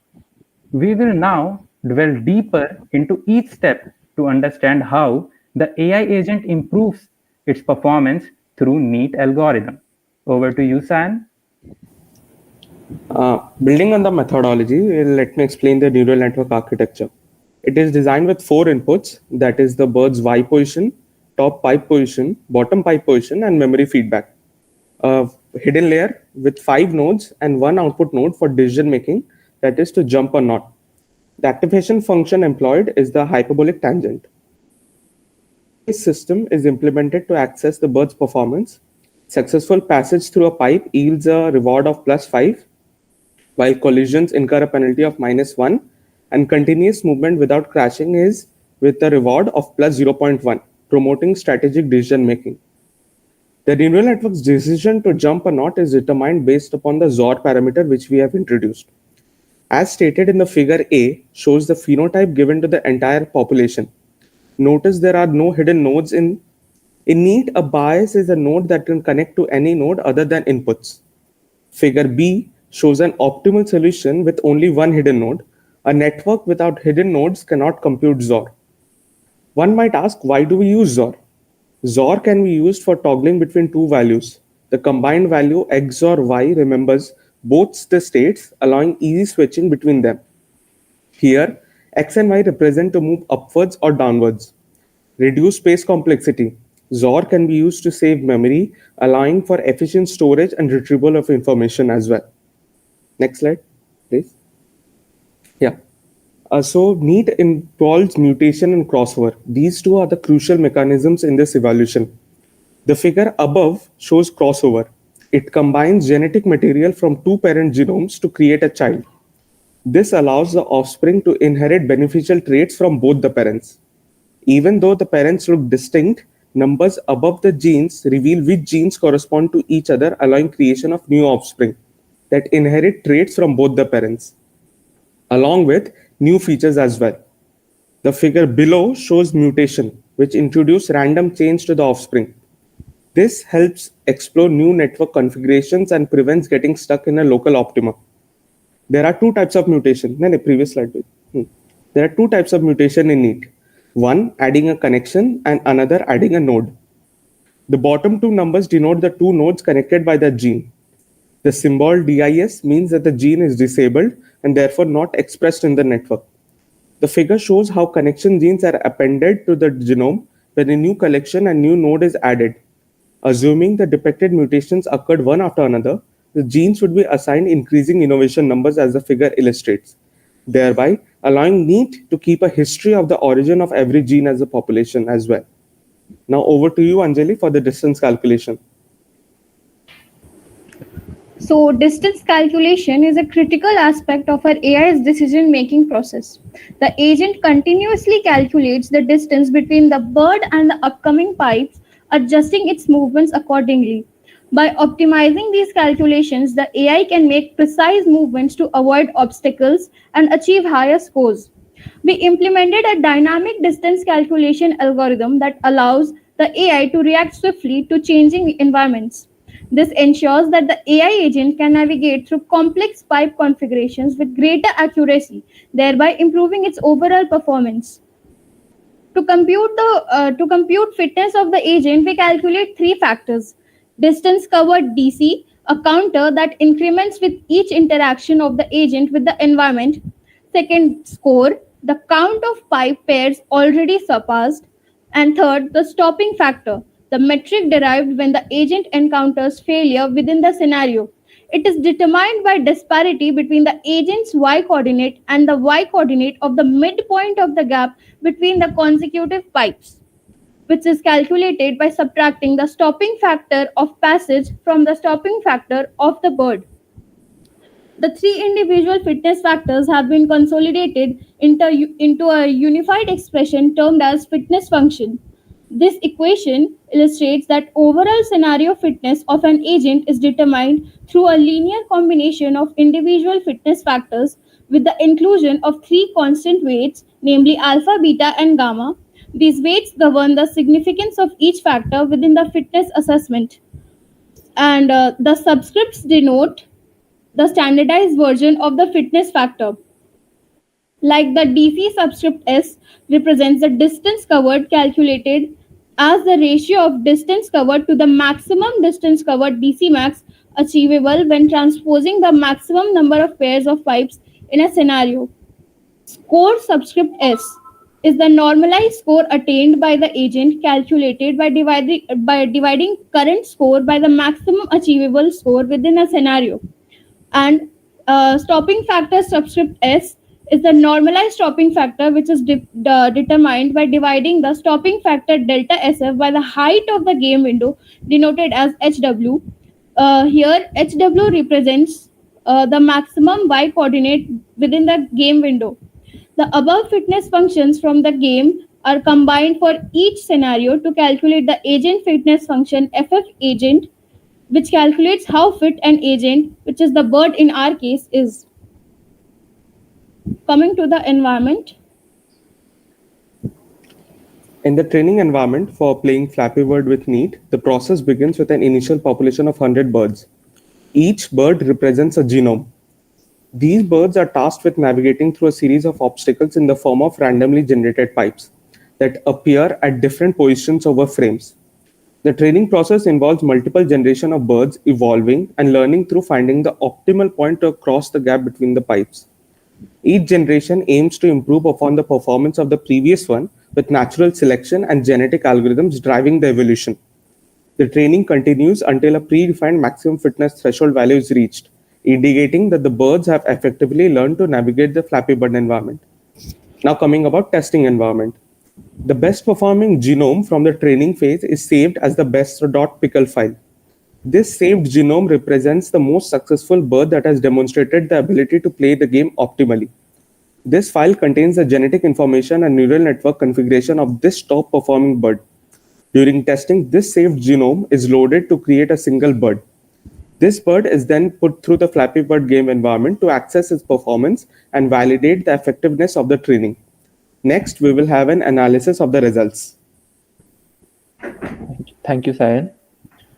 In result analysis, during the training phase, we observed significant improvement in the AI's performance. The fitness chart shows increasing scores, demonstrating the effectiveness of NEAT in training our Flappy Bird agent. Each generation brought incremental improvements with the AI learning from past mistakes and developing better strategies. In the testing phase, the best performing genome from the training was subjected to various challenges to assess its robustness. The results were impressive, with the AI agent consistently achieving high scores. Now come to the conclusion. In conclusion, our project highlights NEAT's potential in evolving AI agents capable of mastering dynamic tasks. Our Flappy Bird AI not only achieved high scores but also demonstrated the robustness and adaptability of NEAT in solving real-time challenges. This success provides valuable insights into applying NEAT for a variety of real-world applications, from simple games to complex decision-making systems. Now come to the future scopes. Looking ahead, integrating additional movement, access, and dynamic obstacles could further enhance the training environment, making the AI even more adaptable and resilient. This could include vertical movement, rotating obstacles, or varying game speeds to create a more challenging and diverse set of scenarios. Furthermore, extending these principles to more complex applications such as autonomous vehicles or drones, offering an exciting avenue for future research. This system requires sophisticated decision-making capabilities and adaptability traits that NEAT has shown promise in evolving.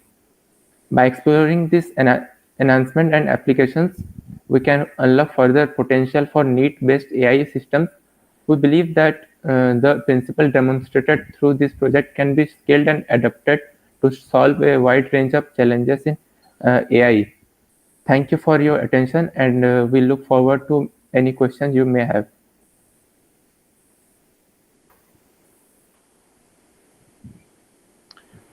Thank you. It's a nice presentation. Coming to this, what are the different tools you have used for making this algorithm to achieve those expected results? So we have yes, sir. For the game development itself, we have developed using the Pygame module for simple the pipes and the birds as well. And for this NEAT configuration file, the NEAT configuration is established upon the simple analysis, that is basically creating a config file, hypertuning the parameters, and then achieving and experimenting it to find the best results. Okay, so based on that means how you have trained the model. So you have got some predictability scores, right?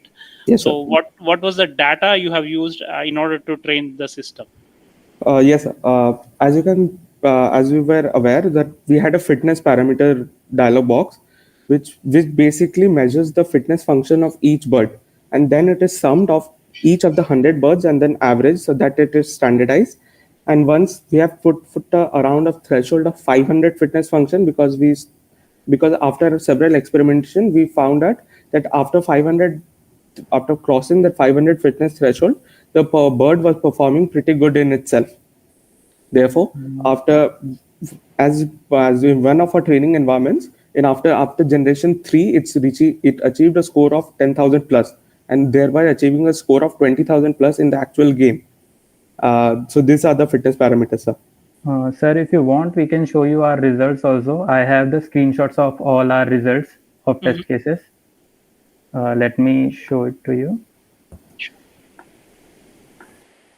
for better understanding. Sure.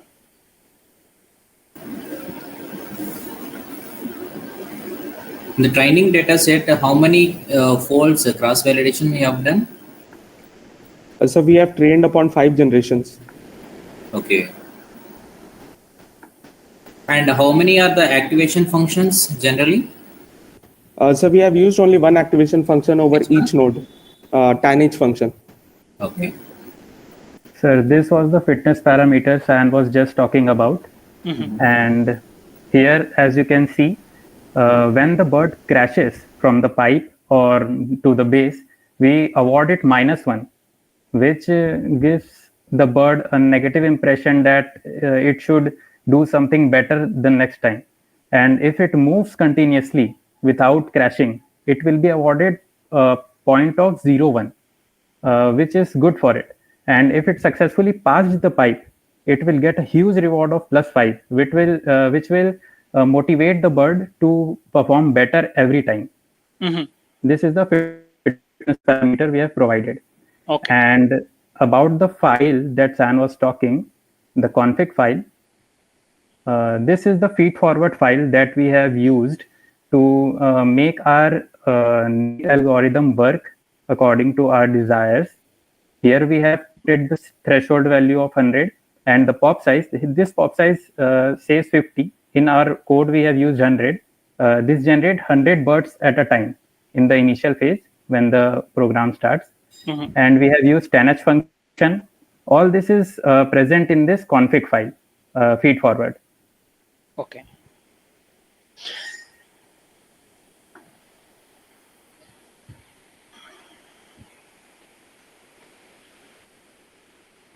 Yeah, I can also show you one of our test results. Yeah. Once when we were testing it, it scored above 400 plus, and one time it also scored 10,000 plus. Let me check if I have the screenshot.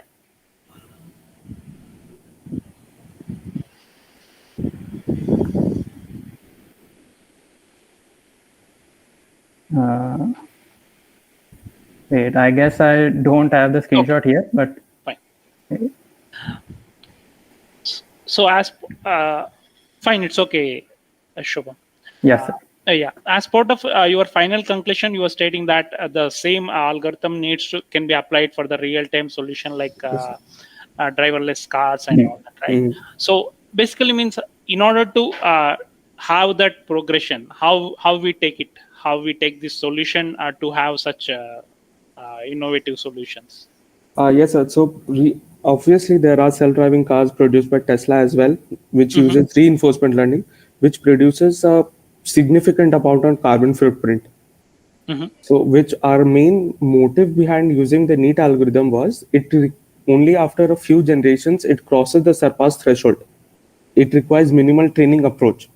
We were thinking that if we could, Flappy Bird moves along this direction with as in the y-axis. So what we could have thought, instead of moving just along the y-axis, if the particular agent could move along the x-axis as well, it could be applied to real-life scenarios such as cars as well, along with obstacles. So obviously the fitness parameters should be increased, the population should be increased, as well as the mutation and the crossover rates should be parameterized. We have used a mutation rate of 30% to increase more genetic diversity. In case of real life examples, it should be more concise, it should be more precise.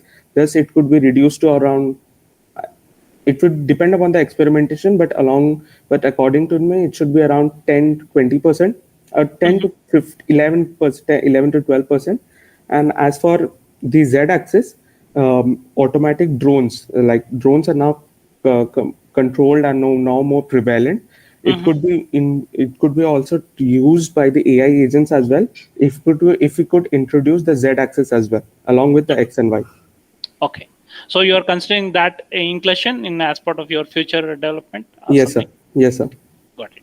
So you in case if you are going to plan, it will be like something like 3-dimensional implementation. Yes, sir. Yes, sir. Okay. Cool. So I'm done with my questions. Ravi sir, over to you if you have any questions, please.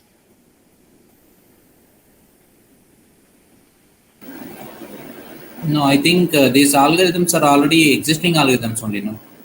Yes, sir. NEAT algorithm does exist, but not along with the XOR parameters, sir. That was an approach. Okay. Yes, sir. Okay, good presentation.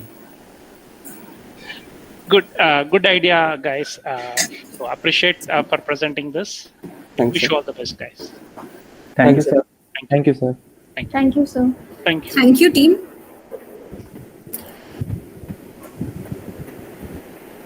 Now the next presentation is by Team Vidyut from Anurag College. The project title is Fitness Developer. Team, over to you.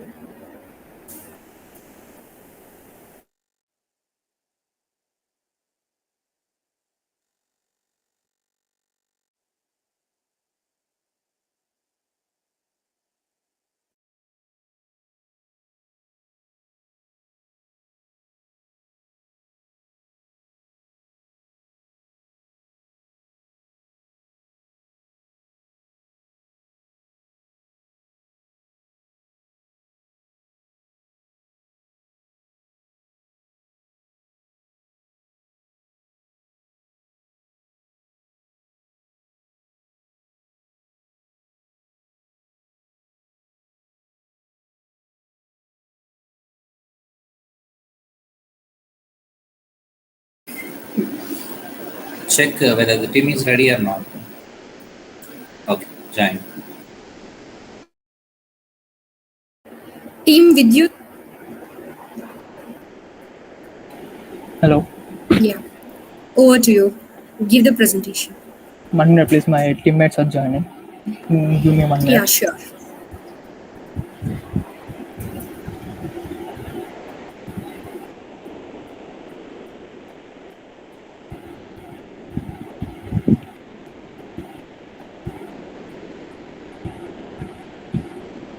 Yeah, I think we are good to go. Let me present my presentation.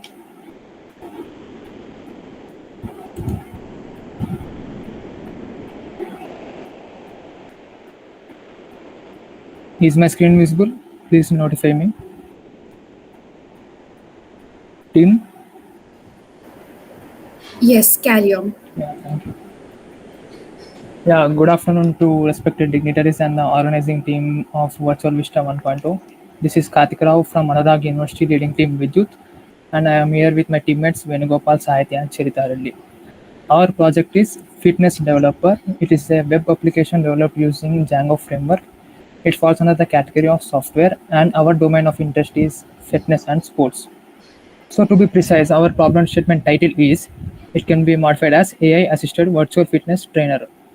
The problem we are addressing here is, in this modern technology, in this modern world, with the advancement in technologies, users are expecting everything in an online, be it groceries or online food delivering or ticketing. They need everything in online mode. Like that, fitness training is one among them, which users are expecting in online mode. So keeping this requirement in the mind, many web applications and software mobile applications have come up, but all this lack is future. They just give the information they give information about exercise to the user, but they do not track whether user is correctly performing or not. They do not verify whether the user is performing exercise or not. So to address this situation, we are proposing a solution. We develop a web application which is powered with AI, which can give information about exercises to them, and additional to this, we also track the user course. So we consider an exercise is complete only if the user really does it. So this facility is achieved through integration of camera with web application powered by AI pose estimation models.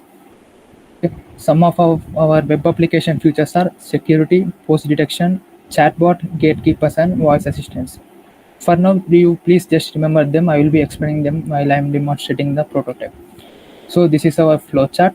I drew this flowchart in end user version. Whenever end user approaches to web app, he is asked to sign in or sign up.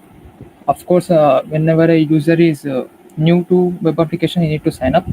And once the sign up is completed, he can log in. After login, he can choose appropriate options to get facilities. So the options that we are providing is a dashboard and exercises page and BMI and profile. Dashboard is used to view analytics, and exercises is the main hero of our project. It is used to perform exercises, and BMI stands for body mass index. Users can calculate their BMI also, and in the profile section they can update their password, they can change their details. So this is general procedure. This also I will be explaining during demonstration of prototype. So this is a technology stack that we use to develop our project. The first thing is Django. Django is a Python-based web application framework, and HTML, CSS, JS for front-end development. Python acting as a language for backend, and we use a few packages of Python like MediaPipe and OpenCV for post detection and camera integration respectively. We also use a few models like SMTBlib and PyTT-SX3 for sending emails and text-to-speech conversion. As I mentioned in my features slide, there is a feature of voice assistance. That voice assistance is achieved through this PyTT-SX3 module. And Nginx and Gunicon. Nginx and Gunicon are used when deploying. After we deploy our project on virtual instance, we need to get traffic. Like every virtual instance has an external IP address through which they can access. Every global user can access through that virtual IP address. So the traffic at that IP address should be deviated to our application. This task is completed by Nginx and Gunicon. And Google Cloud Platform, we chose GCP for our virtual instance provider to deployment. So we also done a bit literature survey on existing solutions. We found 2 existing solutions which are famous also. First one is Nike Training Club and second one is Future App. And discussing about Nike Training Club, there are videos of exercises. User will be provided with a list of exercises, and user have to select an exercise. A video will be shown, and a timer will be started. User need to perform that exercise in specified time. No matter whether user do it or not, if the time is completed, the exercise is considered as completed. And coming to Future App, there is a dedicated coach attached. So it's like having the video call with the coach. So both the user and the coach should be present in order to make exercise. So in our solution, how we are overcoming is, first one, there is a time limit. So here we don't have any time limit. We are just giving only one constraint. That constraint is they need to perform some sets. So if the user is really performing the suggested number of sets, then only we consider it as a completed exercise. There is no time restriction. User have to definitely do the exercise to consider it as completed. And second thing, there is no physical coach here. We are using, as I told in problem statement title, it is AI assisted virtual fitness trainer. There is no physical trainer here. So user can do exercise anytime he want, unlike in a Future App. So these are some of our dependencies and showstoppers. Dependencies, we need an active internet connection, that is basic. And second one is camera of moderate quality, and third is proper light exposure. Showstoppers to our application is poor internet connection and insufficient light exposure. So discussing about the future scope of the project, now currently it is available in a web app version. We can bring this version in mobile app version also.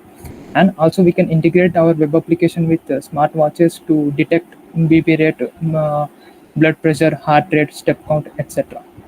Along with this, as I said in a previous slide, one of the showstopper is poor camera quality. Whenever there is a poor camera feed we are receiving, we can use advanced video feed enhancing models for improvement of video clarity, so that we can detect post properly. So cost of implementation is, while developing this project, only cost that we bear was tariff plan for virtual instance. Every web application need a virtual instance to develop. So it depends upon the provider. GCP has one rate, another provider is AWS is one provider. So tariff plan for virtual instance is the only cost. And thinking about the business scope, now we are offering this service in free services. We can take this to next level by providing this service only to paid users, so that we can get some returns, good amount of returns. So now let me show my prototype. Yeah.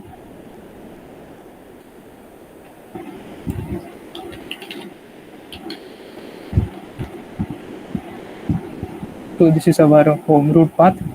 So as I described in the flowchart, it is first user should be sign in or sign up. So I'm just clicking on sign up. I'm signing up a new user. Let me say Saiti.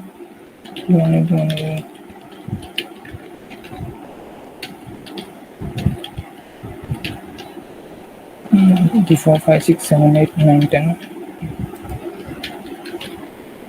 So once you click on sign up, you will be getting an email verification. This email verification is achieved through SMTBlib module. So I clicked on sign up. So we have sent a code to 21AG106 email. So I already opened here. We will be getting this OTP like this. So our OTP is now 1415. We need to enter here 1415 and click on submit. If the OTP is success, oh sorry, there is an error actually. I think it's OTP is wrong. I'll retry again.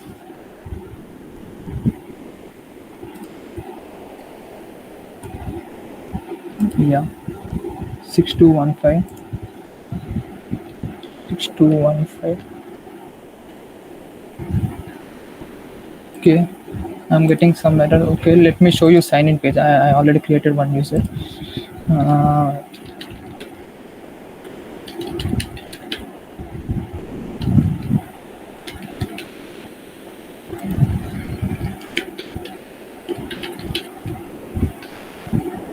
So this is our home page. As I said, we are providing home page exercises. This is the main part, and a BMI calculator and profile. And you can see here we have chat also, chatbot. We will be discussing about this later. So first, let me demonstrate our exercises. For time being, we included only 3 exercises: bicep curls and shoulder press and squat. As I said, our web application also will be providing information about how to do that exercise. So these are animation videos suggesting you to how to do the exercise. So if I select one exercise, let me go with the bicep curls. First, you will be getting voice assistance on how to do, why to do. So I can make you listen this. You now chose bicep curls. I think Consistently you can performing the bicep curl will help you build strength in the upper arm and learn to use your arm muscles correctly, bracing with your core muscles. Come on. Let's start the exercise in 3, 2, 1, go. But before this, we need to turn off our video here because multiple applications cannot use video simultaneously, camera support simultaneously. So we don't get any feed here. We need to turn off this camera. Let us see. Let me reload this. You now chose bicep curls. Okay, I'm getting video Consistently audio performing assistance. the bicep curl will help you build strength in the upper arm and learn to use your arm muscles correctly, bracing with your core muscles. Come on. Let's start the exercise in 3, 2, 1, go.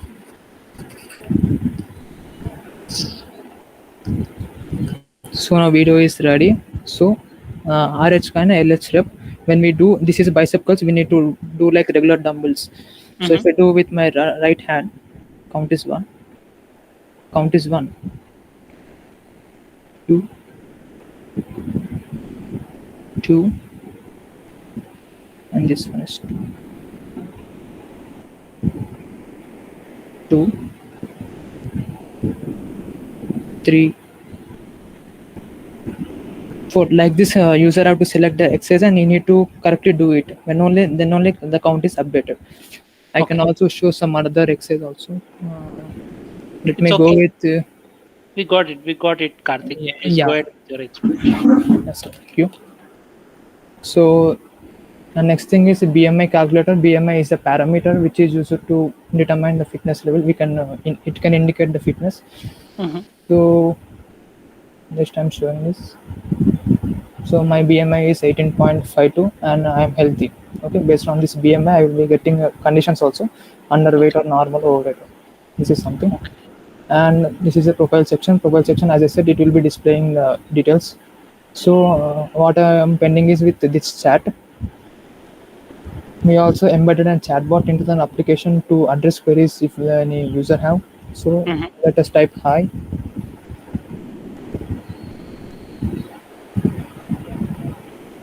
Yeah, so we can choose a service what we would like to know.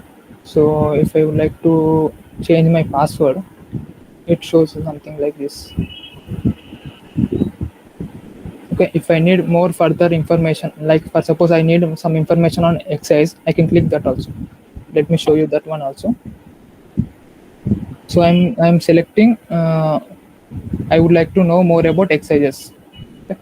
So let me go with some exercise, random exercise, plank exercise. Okay.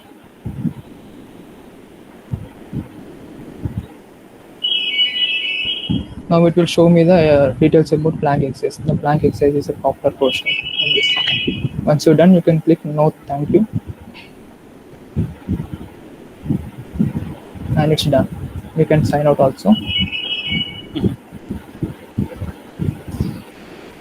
So this is all about the fitness developer. I'm open to accept any queries or suggestions from you.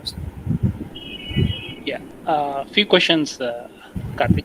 Give me a moment, sir. 1 minute. Sure.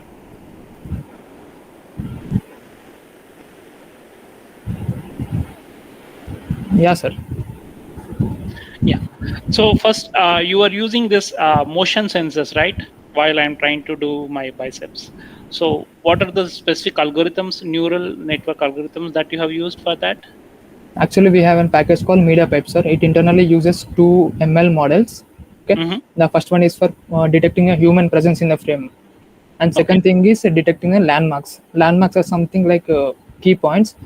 The model treats the human body as a collection of 33 points. Nose is 1 point, inner eye is 1 point. Like that, the points will be detected and its location is given. So we have to perform some numerical computations. Like if we are thinking about bicep curls, for bicep curls, these 3 points are important: the shoulder, wrist, and elbow. So this angle we should calculate. We set up some threshold. If the angle goes down that threshold, then only count is incremental. Like that, we need to do some numerical computations.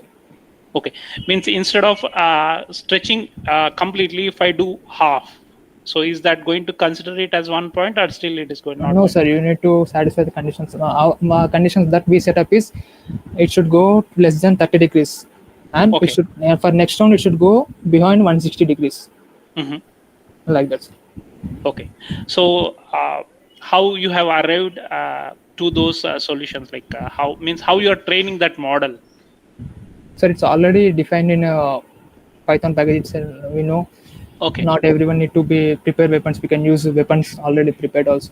So we used MediaPipes. So we did some literature survey, and actually I'm an IEEE member. I did some literature survey how to do that. I found somewhere that about this MediaPipes. Good. Yes. Good. Good. So compared to the other applications in the market, you are probably most of the health apps, right? So they are using that. So your solution is having something like capturing them doing physically. So that is the innovation idea you are trying to present through this solution, correct? Yes, sir. Like I said, in Nike Training Club, they will be giving some time. If you do or not, if once time is completed, exercise is considered as completed. But we are forcing the user to do exercise. They have to do. Okay, cool. So good. I don't have any specific questions for you, Karthik. So it's a well demonstrated one, and appreciate your idea on that. Sir, Ravi sir, if you have any questions, please. No questions, sir, from my end. The good presentation I have learned. Cool. Sir, I would like to receive suggestions also. You can read. Yeah, Karthik, suggestions coming like you have already installed it and GCP, right? Actually, what happened is 2 days back, GCP, I told no, sir, we have to pay for a virtual instance. Actually, we had a 90 days free trial. Unfortunately, 2 days back, the credits have expired. Okay, got it. Okay, so we locally deployed it actually. Okay, no problem. So means definitely means obviously the recommendations for any such application will be to host on the cloud, and to in case of heavy traffic, you need to have all the availabilities set up. Yes. So you need to use all the load balancers. So probably you need to set up those load balancers. Means at least you should develop that particular knowledge on how to deploy using those load balancers, and in case. Yes, sir, we did actually. We set up with 10 members. It can what I can say. It can simultaneously 10 members can use that. Just 2 days back, it was expired actually. So it has become no problem. Because of you are asking suggestions, right? Just I'm giving those points. Okay. And you can also extend for the future enhancement. You can focus. Sir. Thank you for input, sir. Yeah. Right. Thank you, Karthik. Nice presentation. Thank you, Team Vidyut. Thank you. Thank you, sir. It's nice meeting you. Thank you, guys. Bye. Thank you. So now the next team is Innovator From Knowledge Institute of Technology. The project title is Smart Automated Machine. Team Innovator. Team number? Team 8, sir. There's still how many are there? 8th team. One more, sir. Okay. Yes, sir.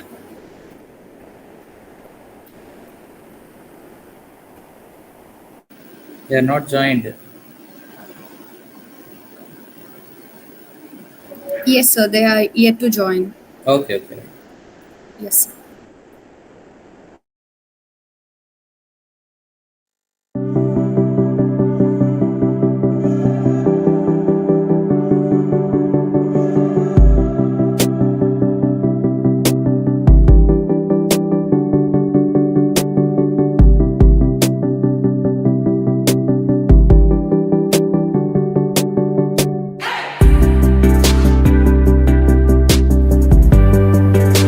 Team Innovator, are you there?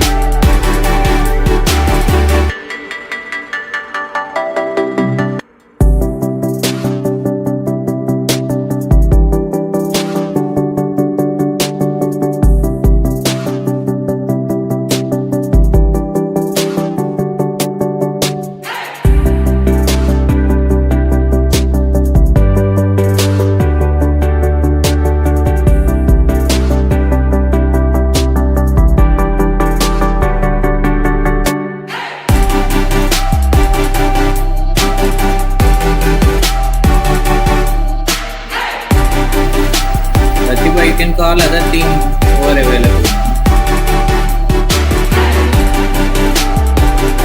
Yes, sir.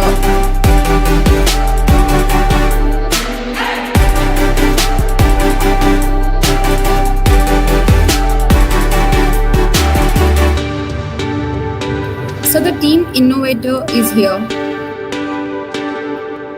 Shreya? Can you hear me?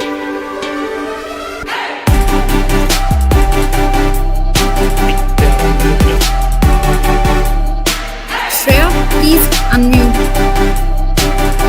Can you hear me? I think she is worrying about her team. Good afternoon. Good afternoon, Shreya. Switch on your video. Can you hear me?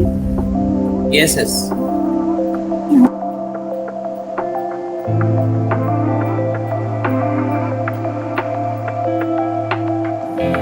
Hello?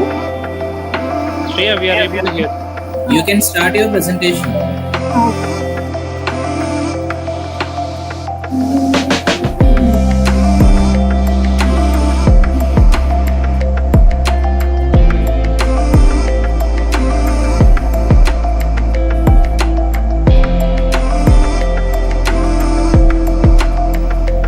You switch on your camera.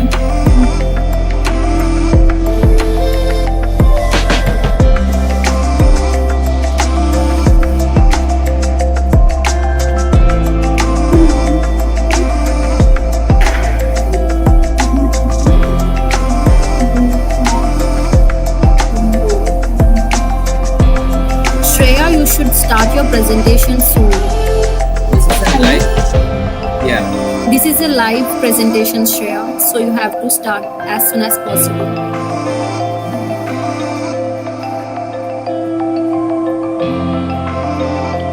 Switch on your camera first. Now it's Right. Okay.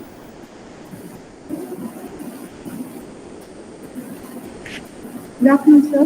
Myself, Shreya, from KPI Engineering College, Tamil Nadu, and our project title is Smart Automated Medicine Machine. Okay. Good afternoon, Shreya. Please go ahead.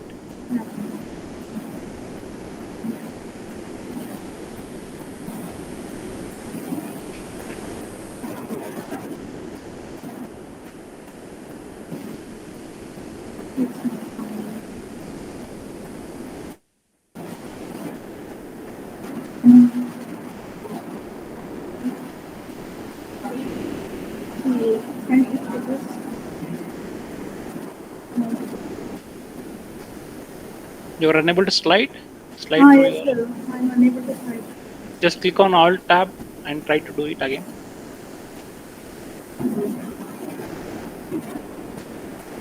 Otherwise, stop sharing and try to reshare it.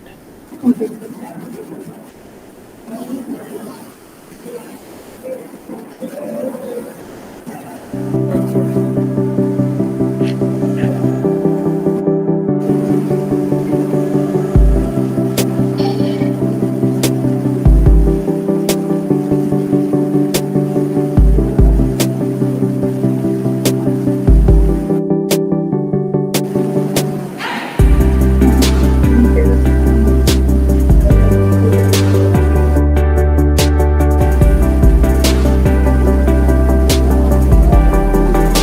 So now it's there. No, we are not able to see your video. Yeah, it's now we are able to see. So now you are able to see. Yep, please go ahead. So can we start? Yeah. So Go ahead. our main objective is that sustainable medicine integration. That is, we can able to implement in wherever areas there is highway institution that is not a medicine integration, and that is it is not available in that. So we can easily implement there, and we can also use for in rural areas and remote areas there is not getting at a pharmacy, and they are not getting sufficient medicines at the time of period, but they have to go to another place and they have to approach it. So in this going to implement a medicine integration that we can easily implement in highways, institutions, railways, and airports. And our project is also a pattern project. And also the methodology is we have using for recyclable method we are using. That is from waste. It is also a type of waste management also, and it is also medicine management. That is we can use from a scrap metal. That is a used product we have again recycled, and that is designed our product. And we are also using as a solar by using solar panel. We are running this. That is our machine. And there is an Arduino UNO microcontroller, and there is a thermometer. So we can, if we kept your that is a finger on, if we move or go close to that machine, that will senses the thermometer, and it will say it will just that is the temperature is this much, and so that we can go and take up the medicines that fever medicine, that is paracetamol. So so we can implement that also in that. And 150 drugs are not can be used without the prescription also from the doctor. And there is a DC motor, and there is a springs inside that. That is I'm showing this is the model, and there is a springs inside that back side. So it will be rotating if we give that. That is a option, and it will start rotating, and we get the pills also. And the block diagram is there is a smart IFRD. This is IFRD. This type of IFRD is using, that is a radio frequency identification card. So we can give for each person also, so that they can use that their identity, and they can swap for their medicines and get their medicines also. And there is a and then there is a microcontroller. Then it goes, so we can select the option, that is we need a fever tablet or any other tablets. So it will be then if we click OK, then it will give our medicines. As inside the medicine outlet one, we keep certain medicines, and medicine outlet two some medicines. That type of medicines we will be keeping inside that. And then it is a main problem that is the society is facing. That is they can't get a medicine at a time. We can take an example that in the working sector, that is engineers or that type of means persons who are working, the laborers. So if they are having in certain machines will be running, so they can't able to bear that so much of sound, and they evenly get affected with headache. So that at that time they have not getting the medicines at the right time, then it will become a serious issue. So that we are making it suitable for and when we can implement it there, so they can use at a time of need, emergency. So that's the main first aid in the emergency. That's the main aim we are focusing on, and we are also tie-upping with government for certain that is a certain what is agreements that is for implementing in so many areas, so that all will be getting this machine for the future use, as well as we can use it, we can link it with Aadhaar also, so that everybody is, or even a single child is also having a small child is also having a Aadhaar, so that even they can also get that. That's our main motive, and this is our project. And we can also it can also give lights if there's if we are not we know that they are light dependent resistors, so we are also implemented in it, so that we can get the light if not if it's in a dark place also. And it is a, and even every individual can get their medicines using that. Also, there's a thermometer. It is the infrared thermometer. With a 2 centimeter distance, we can sense the temperature, and it will give how much Fahrenheit if we are having a temperature higher, or it will show so also. And it is prescribed. We can prescribe the medicine if we are having a high temperature or fever, so that we can prescribe the medicine immediately. As well as there is LCD display, there is a liquid crystal display. In that, there is the medicines, what are the medicines available will be also will be knowing, and there is a human resources not needed. We ourselves can get the medicine and we can use it. And also, it is IoT linked also. That is, if anybody gets any, that is if that IFRD card, if we sense that card, if they are having any there is accidents, anything also, they can sense it by taking their medicines, and it will go to direct near healthcare hospitals, and they can get the information, and immediately they can put effect on it, and they can treat also. These are the photographs, and we can implement in railway stations, bus, malls, schools and colleges, as well as that is hospitals. So the many will be. This mission is very useful if we implement in these places, and now we also implement it in a website that we have given that that is in the vending machine that is having masks. They have us that describe the things that is mask and sanitizer for hand washing, and the headache tablets for the laborers getting when they hear that disease sounds, they get a headache. So they are having. So we are also providing that, and it was also going this.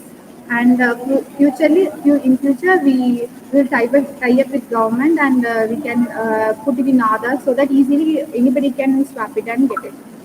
And these are the benefits: low overheads, vending machine, with no staff, as well as once installed, there is no maintenance.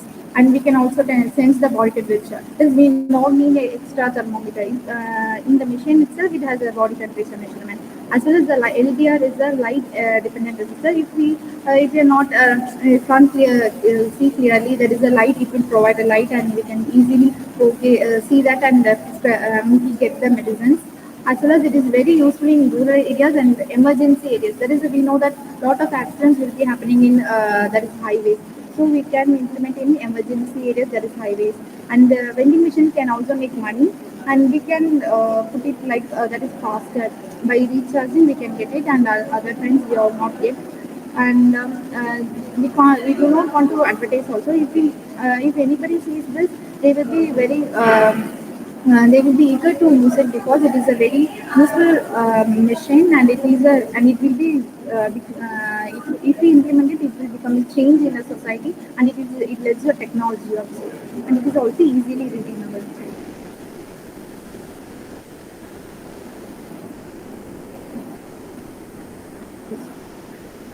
This is the main view of the project.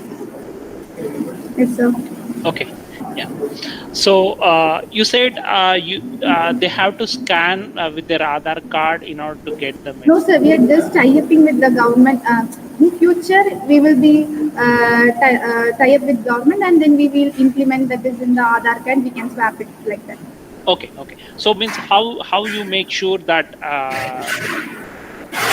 security perspective, how you make sure that a particular patient is able to access those medicines?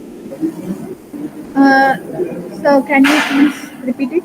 So my question is, what are the security prospects you have taken care? So for providing, so there is one scan card, right? You are Yes, giving sir. a It's a RFID, IFID, RFID radio based frequency. scan card, right? ID. Yeah. So is that only sufficient for giving medicines, or is it something medical prescription is also required? No, Have you sir. get it? No, sir. We usually know that 150 drugs are drugs can be. It is not. It is unprescribed. That is, we can get 150 drugs are easily available without the prescription of the doctor. So that medicines we are implementing. Further, we will be contacting the doctor as well as the government to tie up, and then we will implement certain medicines according to that. So, sir, in that Aadhaar card, we will know that person is having something diseases like, so that they can swap like that. And other persons who are not having that, they can't swap it. So the limit, so that range of details will be collecting also, sir, by using IoT or Wi-Fi. Cool. Good. And do you have like where it will be connecting? So do you have those IoT servers getting connected to a specific service on the infrastructure wise? So how the connection is done, you are Yep. asking? For IoT, so these are all IoT devices, right? They have to Yes, sir. interconnect. So where you are going to maintain that interconnection, and how do you control those devices? The IoT devices will be connection to near, that is near hospitals, or by through Wi-Fi. There is a link. There is an app we have developed, that is Link app something, and so that we can connect it through the Wi-Fi through the nearby hospitals or the healthcare centers. Or if there accidents happen, we can immediately put in effect, and so we can save each life. So again, there is two scenarios. One is in case of medicine expiry, they need to replace. So how you are going to do that? How you are going to monitor if that particular medicine placed into the vending machine? So we will be getting we will be getting a signal that the medicine is over. Then after we can after checking that, we will refill that certain medicines. Okay, so it's not question of completion of that medicine, but it's a question of expiry dates. So if a particular crocin tablet is lying over there since from past more than 1 year, right? Sorry, so it will get expired. So how do you handle such situations? So we can expiry. That means we know that 1 year. Mostly all people are using paracetamol. It is a fever is happening. That is in season to season the fever is becoming, and the most people will be getting those medicines. And if it was not solved, we can transfer it to another place and we can use it there. But it means probably as a development, you can place something like scanners, which can trigger some notifications like. Yes, sir. We also like to implement that is we are like to also put scanners so that the person can easily take medicines as well as they can do payment, or otherwise we can do fast tags. Prepayment can be done. Okay. Then prepayment after prepayment they have zero balance. The government also will be that in certain time of emergency the government will be providing that. Or money that time, and after that buying that medicine they can pay like that. We are also planning, sir. Got it. So Ravi sir, over to you if you have any questions. The innovative team, your idea is also very innovative. It is also good. And my question is, are you maintaining any databases after giving the medicines or after taking medicines from the patients? Like, so can you please repeat? Are you maintaining any databases? In future, we are planning to implement that is a tie-up with government for getting the details of each person, as well as now we are using. Sir's question is where you are holding that all the medicines you are putting into those boxes, right? Yes, so sir. Vending machines. So where you are going to maintain all that information. So and so vending machine is having so many so and so medicines. So where you are going to maintain all that information, in which database, or have you planned any such things? Yes, in that that is IoT apps that we mentioned before. That is the Blink app, something we developed, sir. So that will go immediately will go to the near healthcare centers. So how much medicine, how much we want to refill. So nearby health centers, they will be getting that information and they can put the immediate effect and can refill it. Do you have any patient record? No, sir. Now patent. Sir, what you're asking, I can't hear properly. Patients records. Patients records but now we have given this project in the construction sites. 4% in that we have put in that mask. They have asked them this describe what is the mask headache tablets for that laborers who are having headache when hearing that loud noise. So that is we implemented in construction sites. Sir. Further, we implementing project. So, you need to implement all these things. So, no, sir. Now, we have given, sir, now it was in construction site, our college have provided, sir. Now they are using that. Further, we will develop, implement in highways as well as in railway stations. That way. Now we have given, this is a patent project also, and it was provided to work construction sites, sir. With masks, sanitizers, and headache tablets and head masks. That type they have asked. So we have that is this type of materials have been that and we have provided, sir. Okay, Nana. Good, Shreya. Appreciate your idea. Thank you. All the sir. best. All the best. Thank you. Thank you. Thank you, Team Innovator. Thank you, sir. Thank you. Thank you, Rakiba. Next team is Team Random from Vijnana Bharati Institute of Technology, and the project title is Eyewitness. Team Random.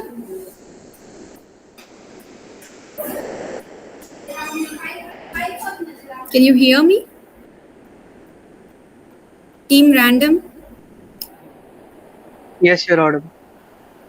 Yeah, start your presentation.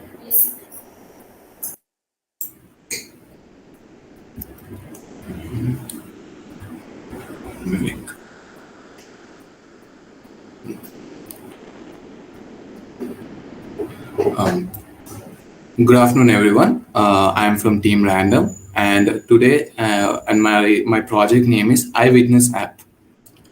Next slide.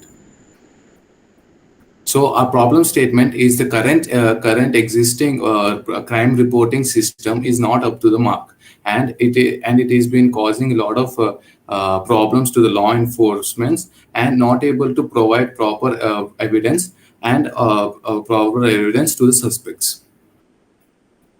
Next slide. So the solutions that we have came up with is an app, a platform which provides anonymous reporting of crimes, anonymous real-time reporting of crimes in our website. Our website and app. In this app, a person can immediately report a crime, and authorities can quickly respond to it as soon as possible. So the key features that we have in our app is anonymous reporting and live video uploading. So as we all know, anonymous reporting is essential for our app to ensure the safety of the user and so that the user cannot be traced back. And also the live photos and videos uploading is essential because in the crime occurs and they can upload it in real time, and so that the law enforcement and authorities get notified immediately and take action as soon as possible. So from here, my teammate will continue. What we are providing to our users is a very user-friendly interface through which users don't have to go through a long process for reporting crimes in case of any emergency they are in. For suppose our user interface does not contain many steps or too many distractions in our application, so that the users can focus mainly on reporting the crime they are witnessing or they have already witnessed. Next slide. So the process to report a crime in our application is, firstly, it goes without saying that the user must already be logged into our account, or they should create an account. And when they create an account, they'll go to a home page. In the home page, mainly it shows 3 tabs: the home tab, the crime tab, and the add crime tab. In the home tab, all the crimes are displayed which are reported by other users also. And in the crimes tab, the crimes which are reported by a particular user. If I am currently using the app, in the crimes tab, it will show all the crimes that are reported by only me. And the add crime, when we click add crime, it goes to another output in which the crime can be reported. Firstly, the user has to provide some information regarding the crime, and if the user has the chance to upload a photo, means if they already have a photo or they are ready to take a photo of the crime, if they can upload the photo there. And after giving all the description about the crime, they can just press submit and the crime will be reported in our backend. Now my other teammate will continue from here.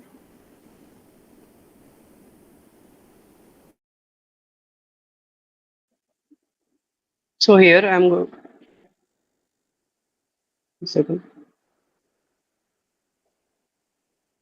Here I'm going to explain about the working of a project. So we have built the project using React Stack. Here, if I just run.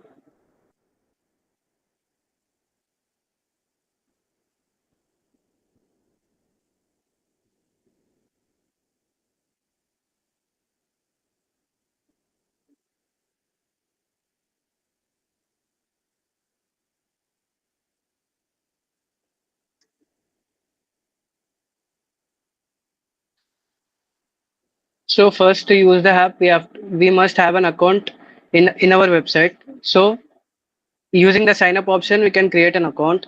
And if the user doesn't want his name or his privacy needs to be protected, he can use any XYZ name, so that when the crime is uploaded, his name is not revealed. So I have an account, so I'm just logging it with the demo account.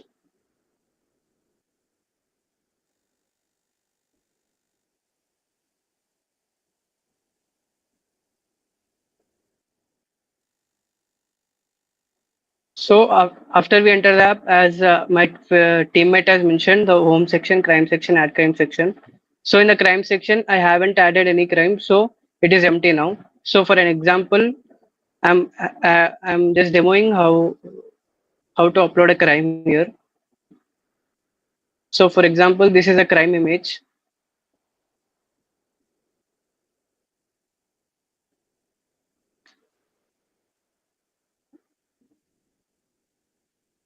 So I can go to the add crime section, crime type,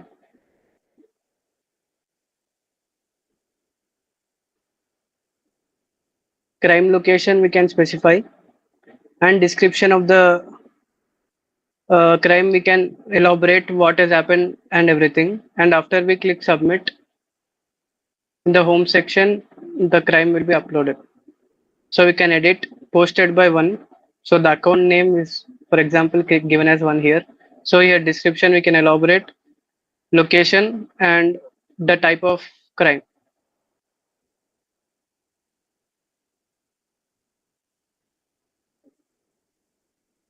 So in the home page, you can see the crime is updated here. So any user can upload crimes here, and the authorities can monitor this website to get to know the crimes. And in the backend, we'll get to know who all are the users who have logged in. But in the public, there is only the name is visible to everyone, and the name can be changed or put as XYZ if the user is concerned about his or her privacy. And my fellow teammate will conclude the presentation. In conclusion, we would like to say that using the Eyewitness is to provide a user-friendly application that helps to report crime easily. We believe the application helps in reporting crimes more accurately. Thank you. Cool, guys. It seems like you are showing a movie. Good one. So basically, who are the means probably who will be the who is the administrator for this particular application? How you would like to manage this application?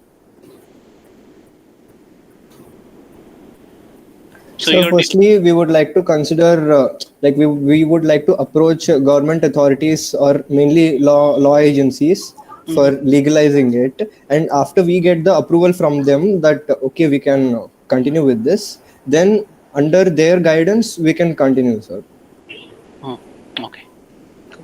So coming to the technical points, so you have so where you are planning to host it. So we could see that you are having something locally hosted, right? So in order to scale your application, so what is the infrastructure you are considering for that?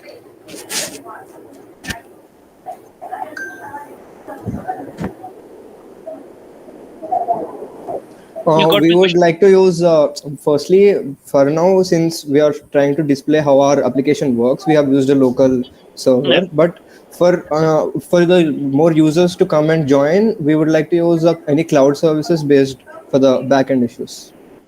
And we like to make sure that the users information and the privacy is being taken under considered, and we'll try to mostly use the proxy server to make sure the users cannot be traced back.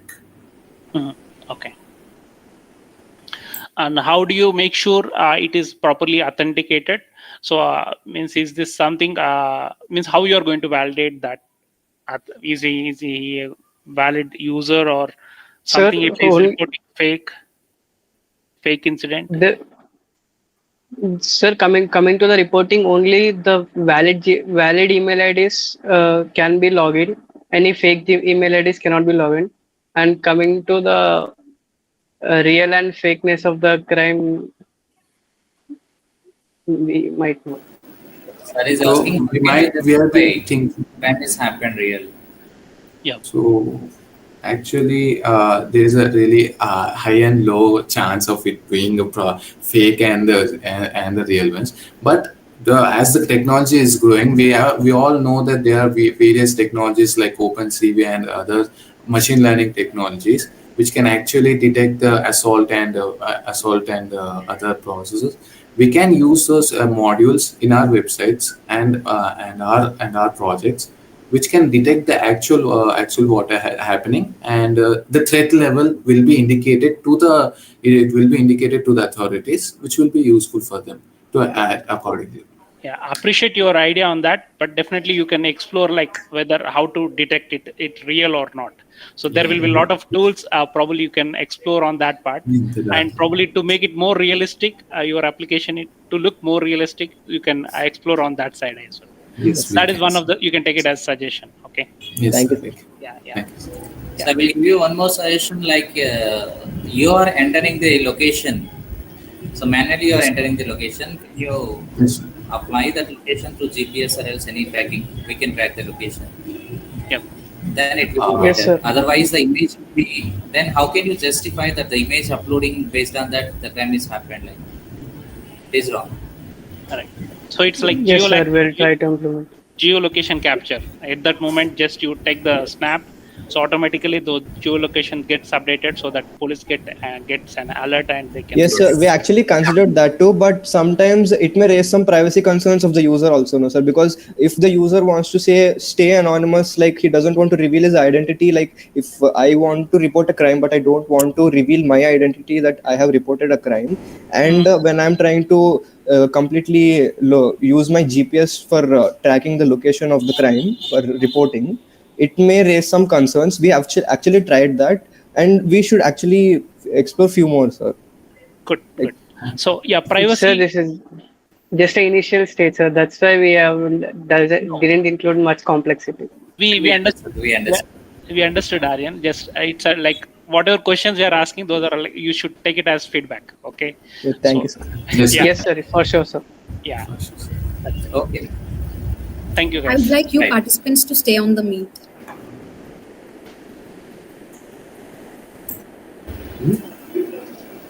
So with that, we conclude the project presentations for Virtual Vista 1.0. We will now allow our judges some time to deliberate and finalize the results. During this time, I would like to invite a few participants to share their experiences and thoughts on this competition.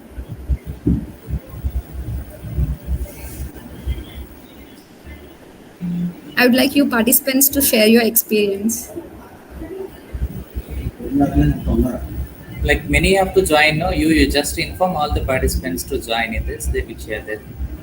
Okay, sir. Because Okay, only sir. team Definitely. one team is present. Okay, sir. Let me ask all participants have to join for this. Sure, sir. Give me 2 minutes.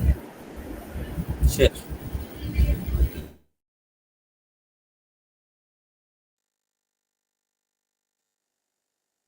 Till now, you can share the last bench, the last team. You can share yours.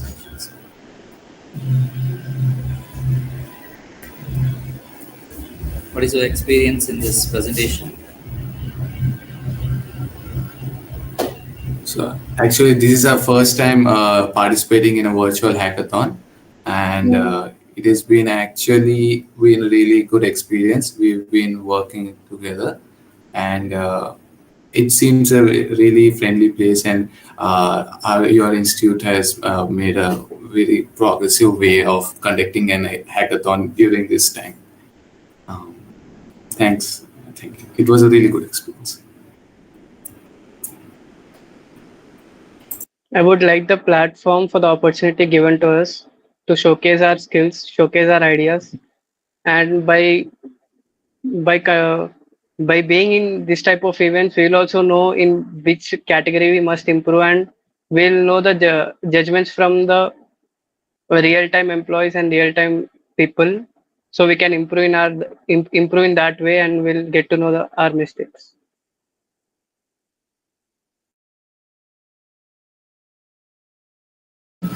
Anybody wants to talk? Thank you, guys. Thank you for your valuable feedback. Thank you. Thank you, sir.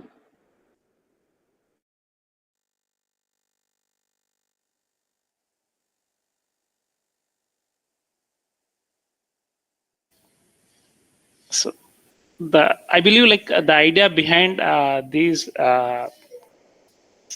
seminars and all this, right? So in order to have a collaborative framework where you can compare yourself, obviously, as you said, definitely, and as well, you can look forward for whatever feedback that is given, and probably you can improvise technically as well as to have more focus on those areas where your application is not fully implemented. But I could see it's a very brilliant ideas that came up during this. So I appreciate all you guys for coming up with different solutions and different ideas. Really, those ideas, if you guys are able to present and implement those, then you are going to make a better society. That's what I feel like after seeing all your solutions. It's a great thing. This is the correct platform to expose all the ideas. Yep. That's a great Yes. achievement, guys. All the students, most they are utilized this opportunity. Correct. It's not about winning the competition. It's all about showcasing your ideas and means presenting those ideas to a bigger community. So Today, whatever the presentations we had it now, all the presentations are innovative presentations only. Right. So all students are focusing on that. It's very good ideas. Yep, sir. Appreciate you all students for that. Yes. Now my HOD madam has joined here. Yes, sir. Hello, I have joined here. So I was hearing to whatever inputs you people are giving, the students have given, the participants have given. I was listening to that, and it is a good thing that to the students, participants, I would like to say the same thing again, that when there might be everyone getting n number of ideas in their mind, few of the ideas, few people will totally think that it may be, people may laugh at it, people may think it is a silly idea, why to tell someone, why to work on it, it is just a silly idea.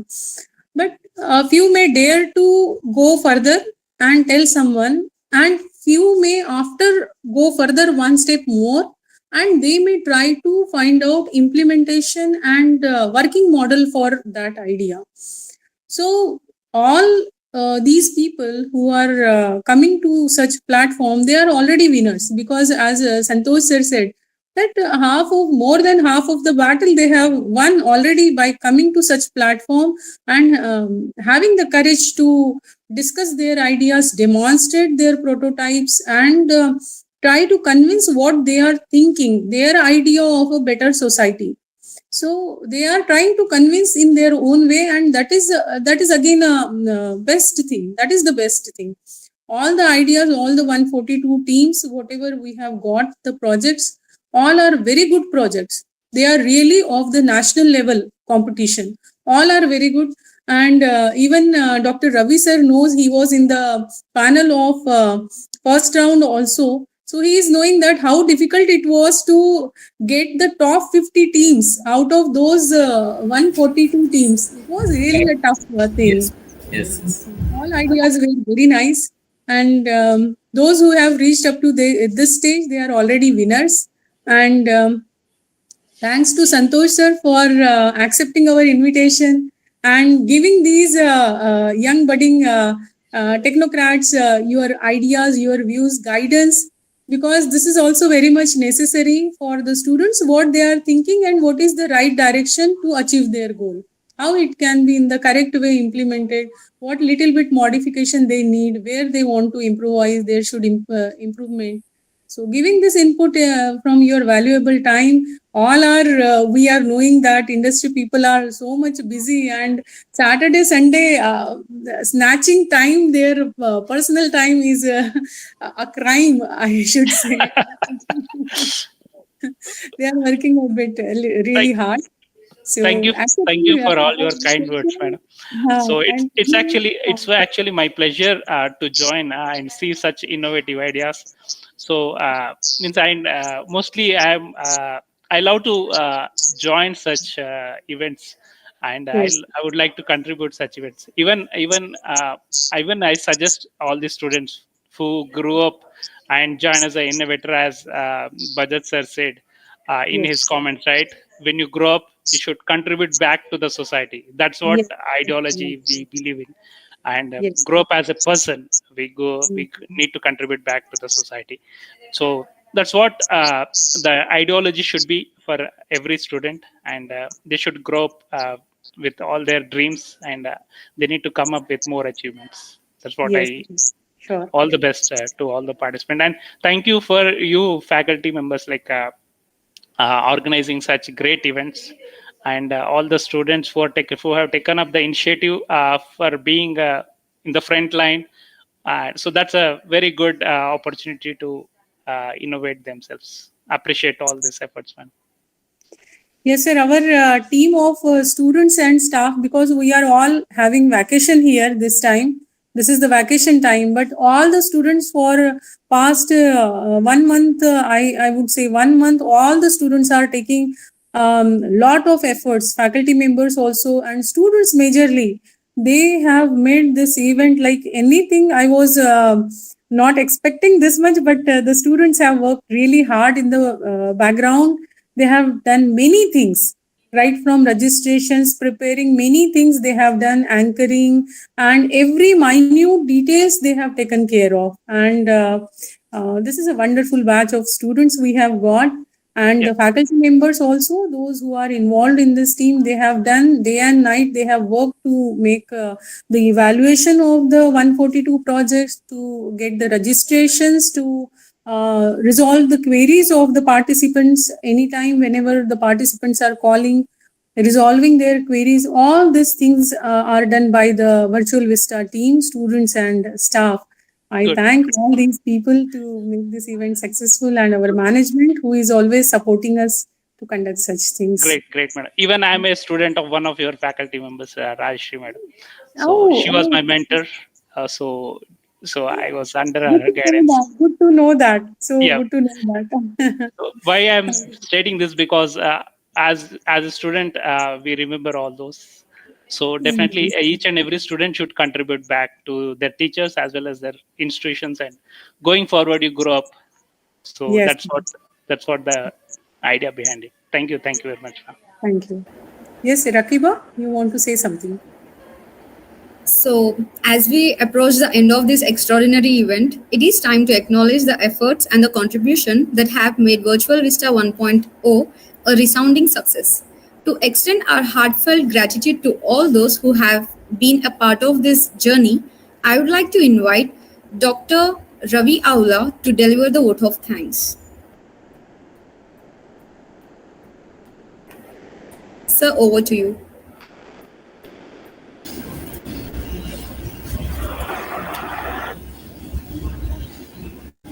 On behalf of Guru Nanak institutions from the CSC department, we thank all the participants over the national level project presentations who are attended today and presented today, and Virtual Vista 1.0 make it success. And I thank today's juries, Santosh Sargar, and I thank management and also the HOD madam for giving the opportunity as a jury, and also I thank AD sir and director sir and joint director sir, MD sir.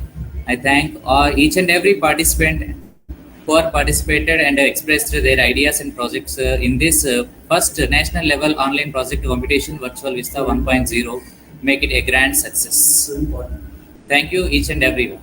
Thank you, sir. And finally, I thank the student coordinators for making this successful event today, who are contributed and who hopefully they are working together, and their coordination is very important here for conducting such panels like panel 1 to 5 panels parallelly are running, and YouTube streamlining, and 164 projects evaluation who are involved in the project evaluation, the evaluators also, their contributions. I thank each and everyone here. Thank you. Thank you all. Thank you, sir. Thank you, Rakiba, for your words. Great. Yeah, thank you very much. So we will close the session. Thank you. Thank you very much. Bye. Thank you everyone for joining us today. We look forward to see you again. Have a great day. Have a great day. Bye.